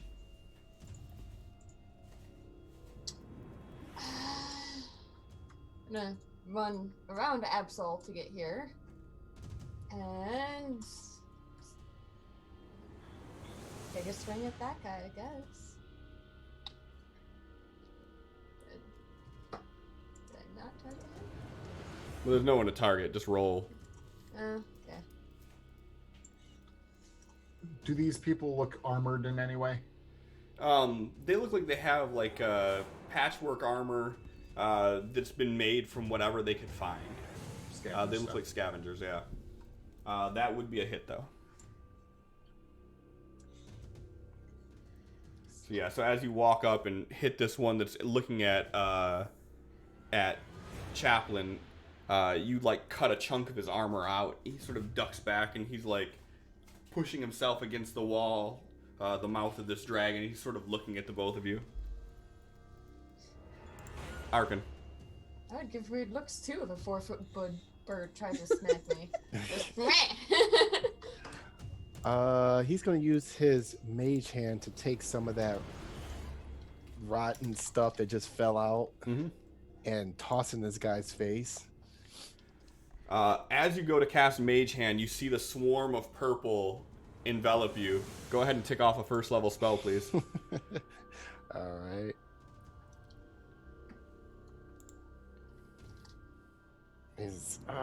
And then he tries to take another stab. That would be your action, so. Nope. Or no, bonus action, right? Yep. Yeah, okay. Ooh. That's Hell yeah. definitely a hit. Hold shift when you roll damage, please. All right. So.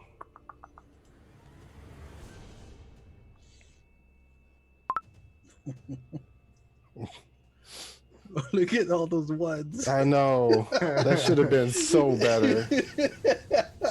Oh my god. Can you use a D20 to reroll damage? No. Right. I No. wish.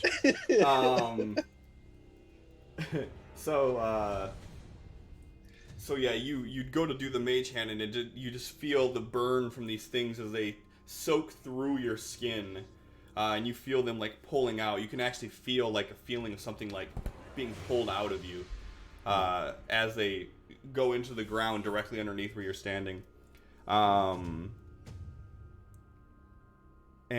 you pull back and you slice with this wide blow with this dagger, and just slice right across the stomach, and you get him right underneath where the padding of the armor is, and you feel it cut through the skin. He sort of screams out in pain and just tightens the grip on this maul and just goes to hit you with it again. Are you Absol. sure you want to do that, friend? He just screams out, "You dirty-blooded tieflings!" Oh, offensive.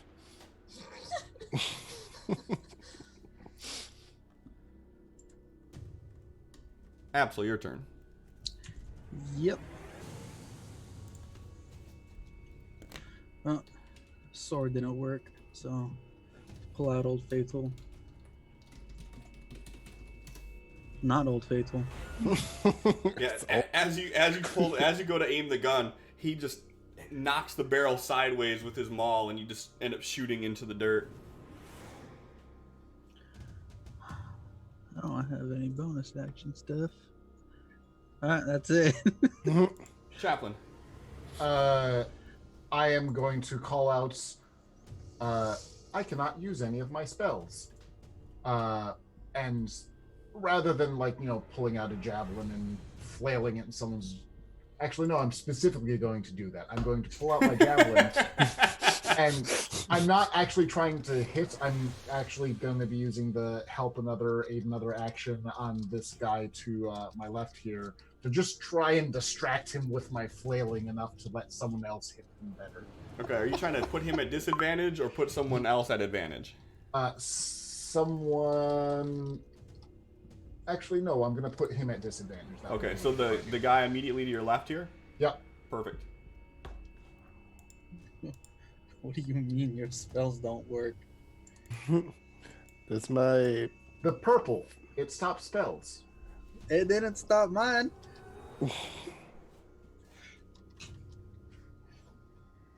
Does my pet knight get a turn? As you go to release him out from your jacket, he's not there. Oh, the dead bird was gonna fall to the floor. Oh. It's just a bucket of KFC. I choose you. Oh.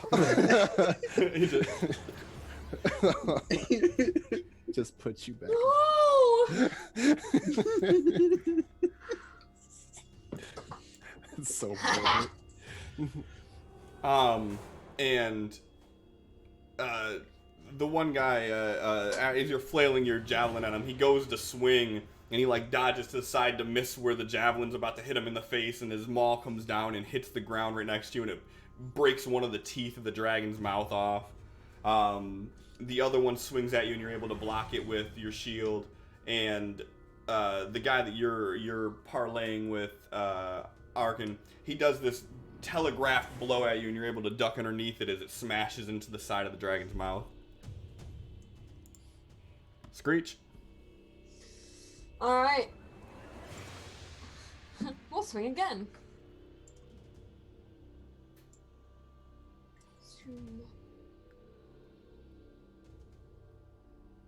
That is a miss. Okay. Well, that's all. Arkin. Taking another stab.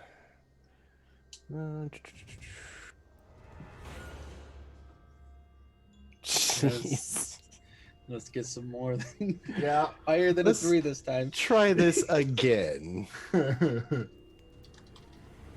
Oh, that That's looks a much little better. better. Oh, yeah. That's So as he swings and hits the side of this, he just leaves his entire chest open, and you take the dagger and just come right up in between the pieces of his patched armor, and you just feel the crack of his sternum breaking underneath the weight of the blade as you move up his ribcage slightly. And you Arkin's gonna actually pull him in close and embrace him and says, "You should be kinder to tieflings, my friend." and as you do this, you see this like poof of fire shoot out from the hole in his chest as his body just drops to the ground. All right. And then going to sneak up behind this guy. Is he still facing Chaplin, I'm assuming? He is, yep. All right, can I make a stealth check? Sure. All right. And then obviously I can't do anything until next round, but want to be in position. Apple. All right. Well, this shit ain't working for me, so.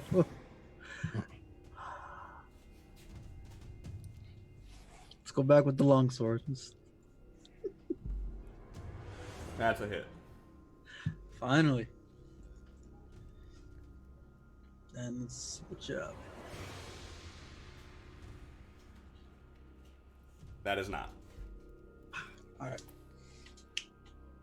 That's So- all she wrote. You run him through with the sword, and then you pull the gun out to try to get a shot off with it, and he pushes to the side, and you feel your arm flail as the bullet ricochets off the nostril of the dragon.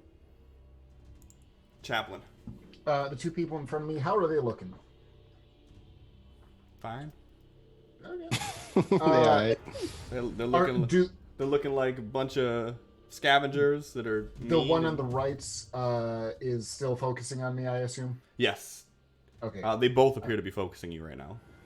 Then I am going to continue to harass the one on the left in the same manner, trying to give him disadvantage on attack rolls. And I'm going to call to both of them, just trying to keep their attention on me. For those who worship death, you seem to be quite bad at it. Dang. Cool. Dang, you ain't got a hit So him like I that. have nothing to Chaplain. roll, but Constitution save. Give me an intimidation roll I will, and Or- they'll all laugh at me. or performance or something. Feelings are hurt. That was mildly Got a insulting. 20. 20. Good. All right. You distract the one on the left enough that like he completely drops focus from Absol, and he sort of like looks at you, and he almost looks scared for a moment as he looks further into the head of the dragon.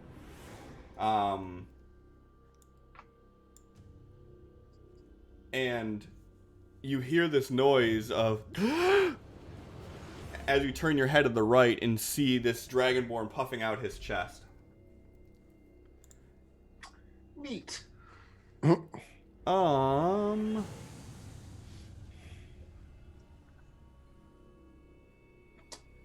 I'm gonna need Chaplain, Arkin. No, I'm sorry, Chaplain, Absol, and Screech to give me a dex save, please. Yeah, LOL.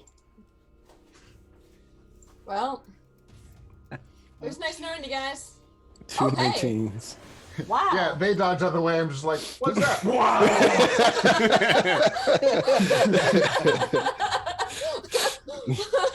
But I mean, that's how that's supposed to be. Wow.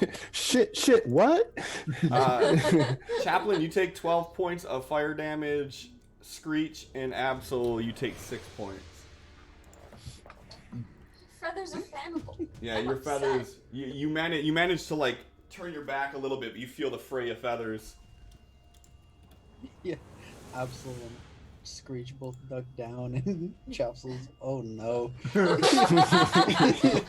imagine they I both can't do duck that. and he goes, "Why are you ducking?" Yeah, the flames even- just wrap around Chaplain, and there's this nice little body-shaped cavity where you guys are able to Both escape stuck the at it. main brunt of it all. And as Chaplain turns to look at this guy that did it, you guys see his back, and it's just glowing red hot.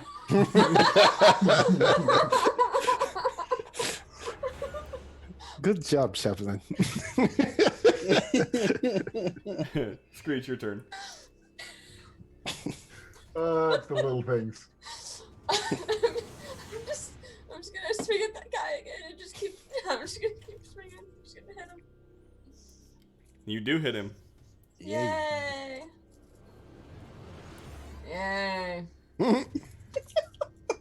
He blocks with like the handle of it, but you're managed to like pull the blade down and actually slice like from his wrist up the top of his hand. Ow. Arkin. Fuck, this guy is not my companion anymore. Alright.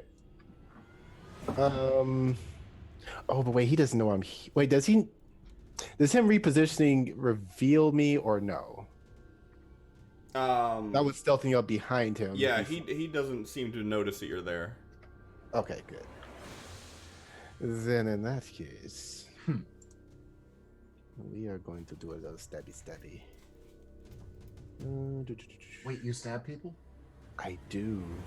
You like money? Shh, don't tell nobody. That is a miss. No. Wait, do we have to go D20s? You have a couple. I'm gonna use one. Okay.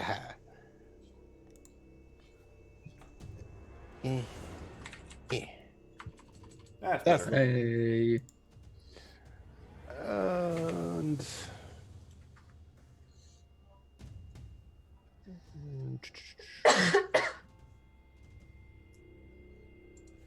it's okay. And with that, we're going to disengage, slip through over here. Yeah, about here, actually. Okay, done.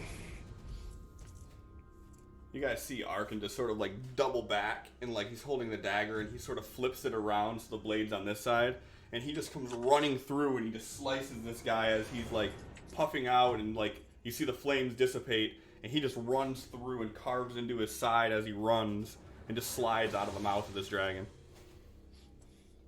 Absol. Alright. I have taken damage. Let's throw on the Hexblade's curse on this guy too. So is that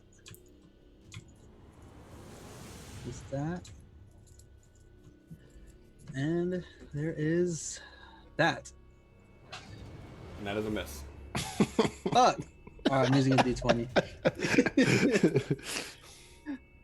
I played a Alright. d20 card, so I get to use one for myself. Is that how that works? That's a hit. Yes.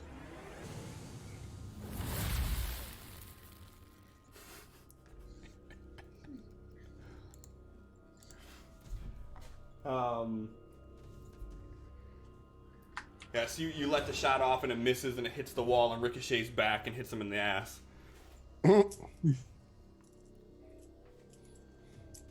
Anything else you're doing?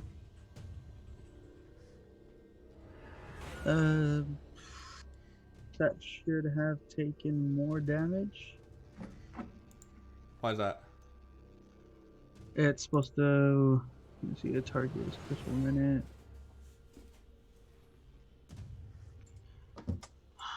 Is this What one of the your hell? curses or something that does it? It's my whole Hexblade Hexblade's ability. curse. Yeah. Bonus damage. The bonus equals your proficiency bonus. Which is Just another 2. okay. So 14 instead of 12. Yeah. Okay. And that's my whole turn. Okay. Chaplain. So both of those are still alive and stabbing? Yep. Not stabbing. They have mauls. They're crushing. They're clubbing.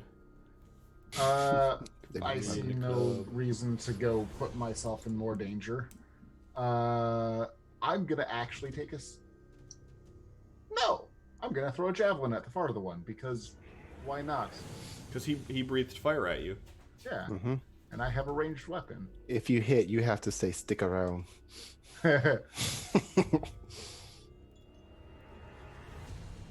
Aw. That is not a hit.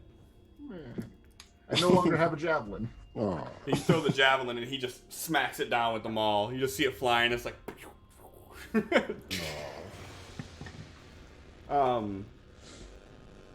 You guys hear a dripping sound, like water dripping into a cavern,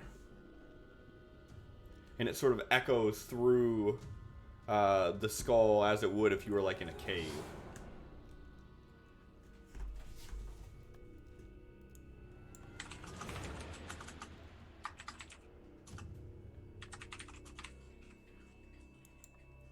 Arkin, he swings and he hits you. Or, I'm sorry, Absol. He swings and hits you for 5 damage. Oh, shit. Ow. And Chaplain, after you throw the javelin, he charges at you and he hits you for 4 damages. He just sort of like pushes you back with he punches you while holding this maul right in the chest.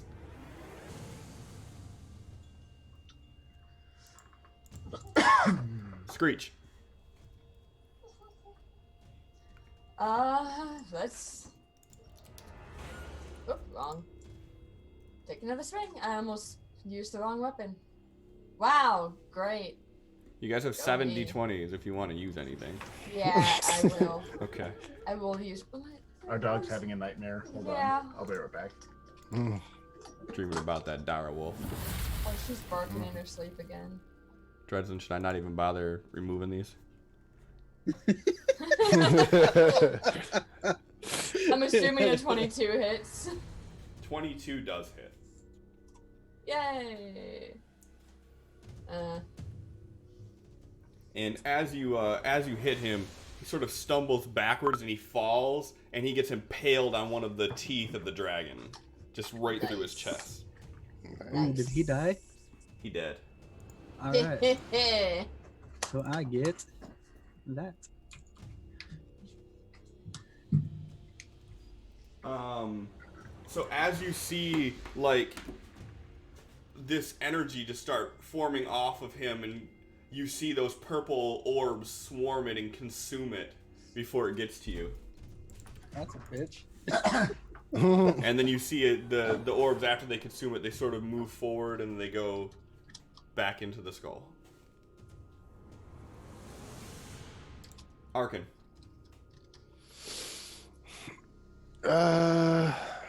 See, if I step here, do I have a clear shot at this guy? Yeah. All right. Oh, I should have been using Booming Blade, but I didn't. Oh well, whatever. Yeah, take a shot. That's a hit. Okay. And thanks to Chaplain standing where he is, I get my sneak attack. Definitely how I planned that. Of course. Yeah, and as that one hits him, it sort of tears the corner of his armor off, and like you see the armor sort of hang there for a little bit with the bolt just in his pec. Are you sure you want to continue this? And he yells something. Does anybody speak Draconic? Not I. Probably not. He yells something out in a language you guys don't understand. Cool. And his voice is booming and it just echoes throughout this skull. Absol.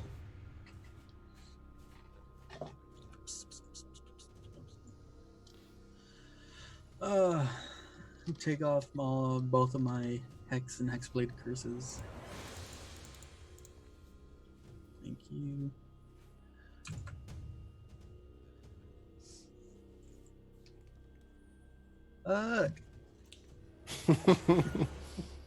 Yeah, and as you go to swing, he just blocks it with the handle, and you guys are just sort of pushing off one another. That's it. Chaplain. I'm just gonna shove him. Effectively doing the help action again, but trying to give him disadvantage on attacking us. Okay. You know, I'm super competent in combat, so it's the best answer. I have to help.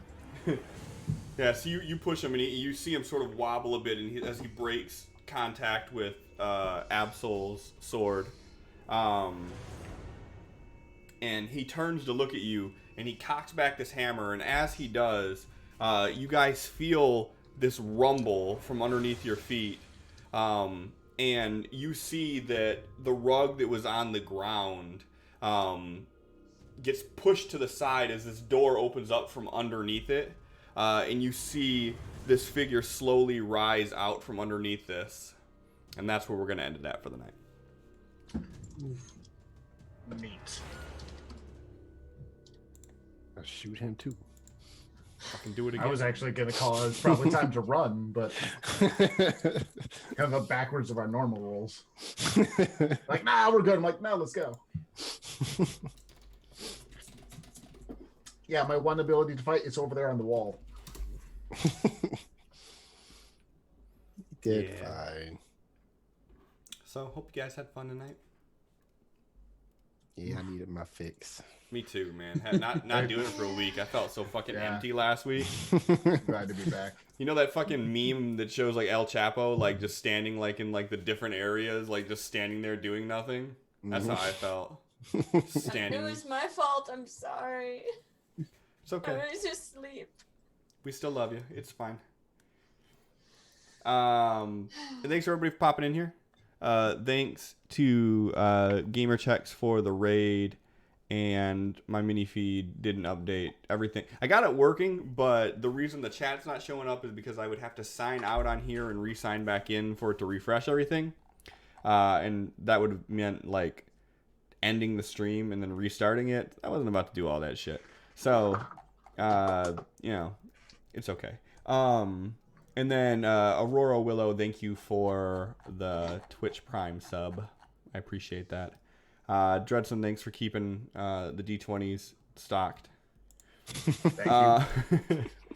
Let me look at what we have as far as shares. And anybody who missed the opening segment, all gear for stream avatars is free now, as long as you're a follower. So, like, if you're running around naked, you're either wanting to be naked or you're not a follower because, like, you have all the things free. Like, just use them. Naked. Or if you just want to be naked, that's cool too. I'm gonna build a fucking censor bar outfit. Naked Screech. Bam.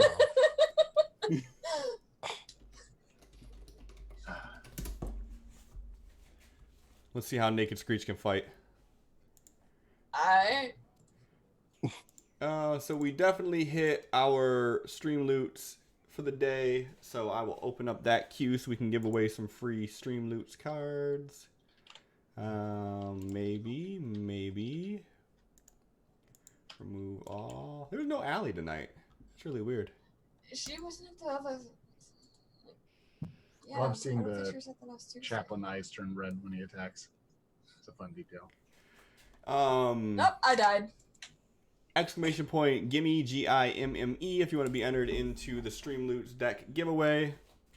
As I said before, if you guys like our little characters, Sin does all of them. So that's his link. Go there, throw money at him. And like I said, on a serious note, like if you know anybody that does any tabletop games, have him draw their characters. It's a great gift. And with the Got lots holidays of coming up, discounts. he's charging double. No, with Christmas coming up and the holiday season, even if you don't celebrate it, if you just want to give a gift, I mean, do that. They'll love it. I promise. Let me see. We had more shares on here. But I can't find it because Facebook like pages, like if you run a business on Facebook, it is the sweaty taint of all social networks. It is a fucking abomination to work with. It is terrible. So yeah. So we had 3 shares. So we didn't make our share goal. Community event we didn't make either.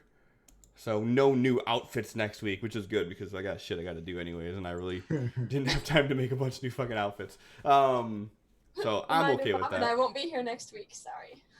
Oh, right. Yep. You guys are ruining everything. I know. Yep.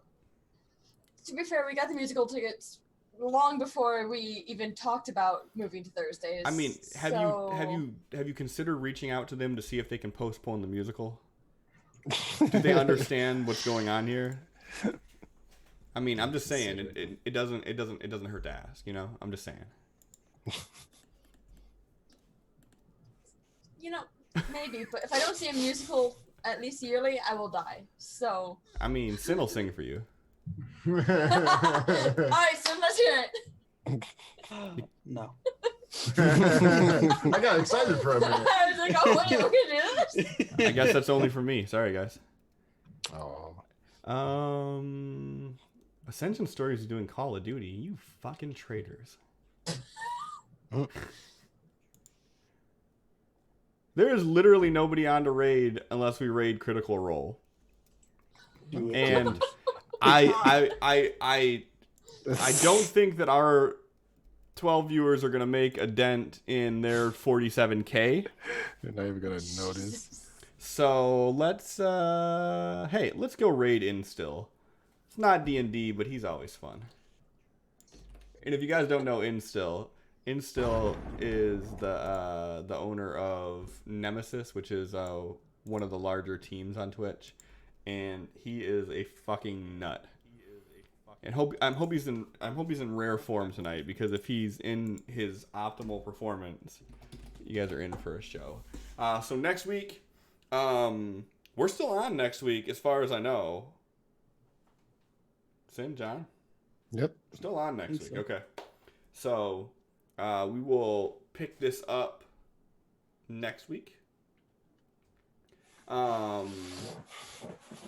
And I don't think I have anything else to say. So thank you, everybody. Have a great night. We're going to go raid in still. Stick around for the raid. I promise you, you will enjoy it. I promise you. Yeah, that's all I got. Good night, guys.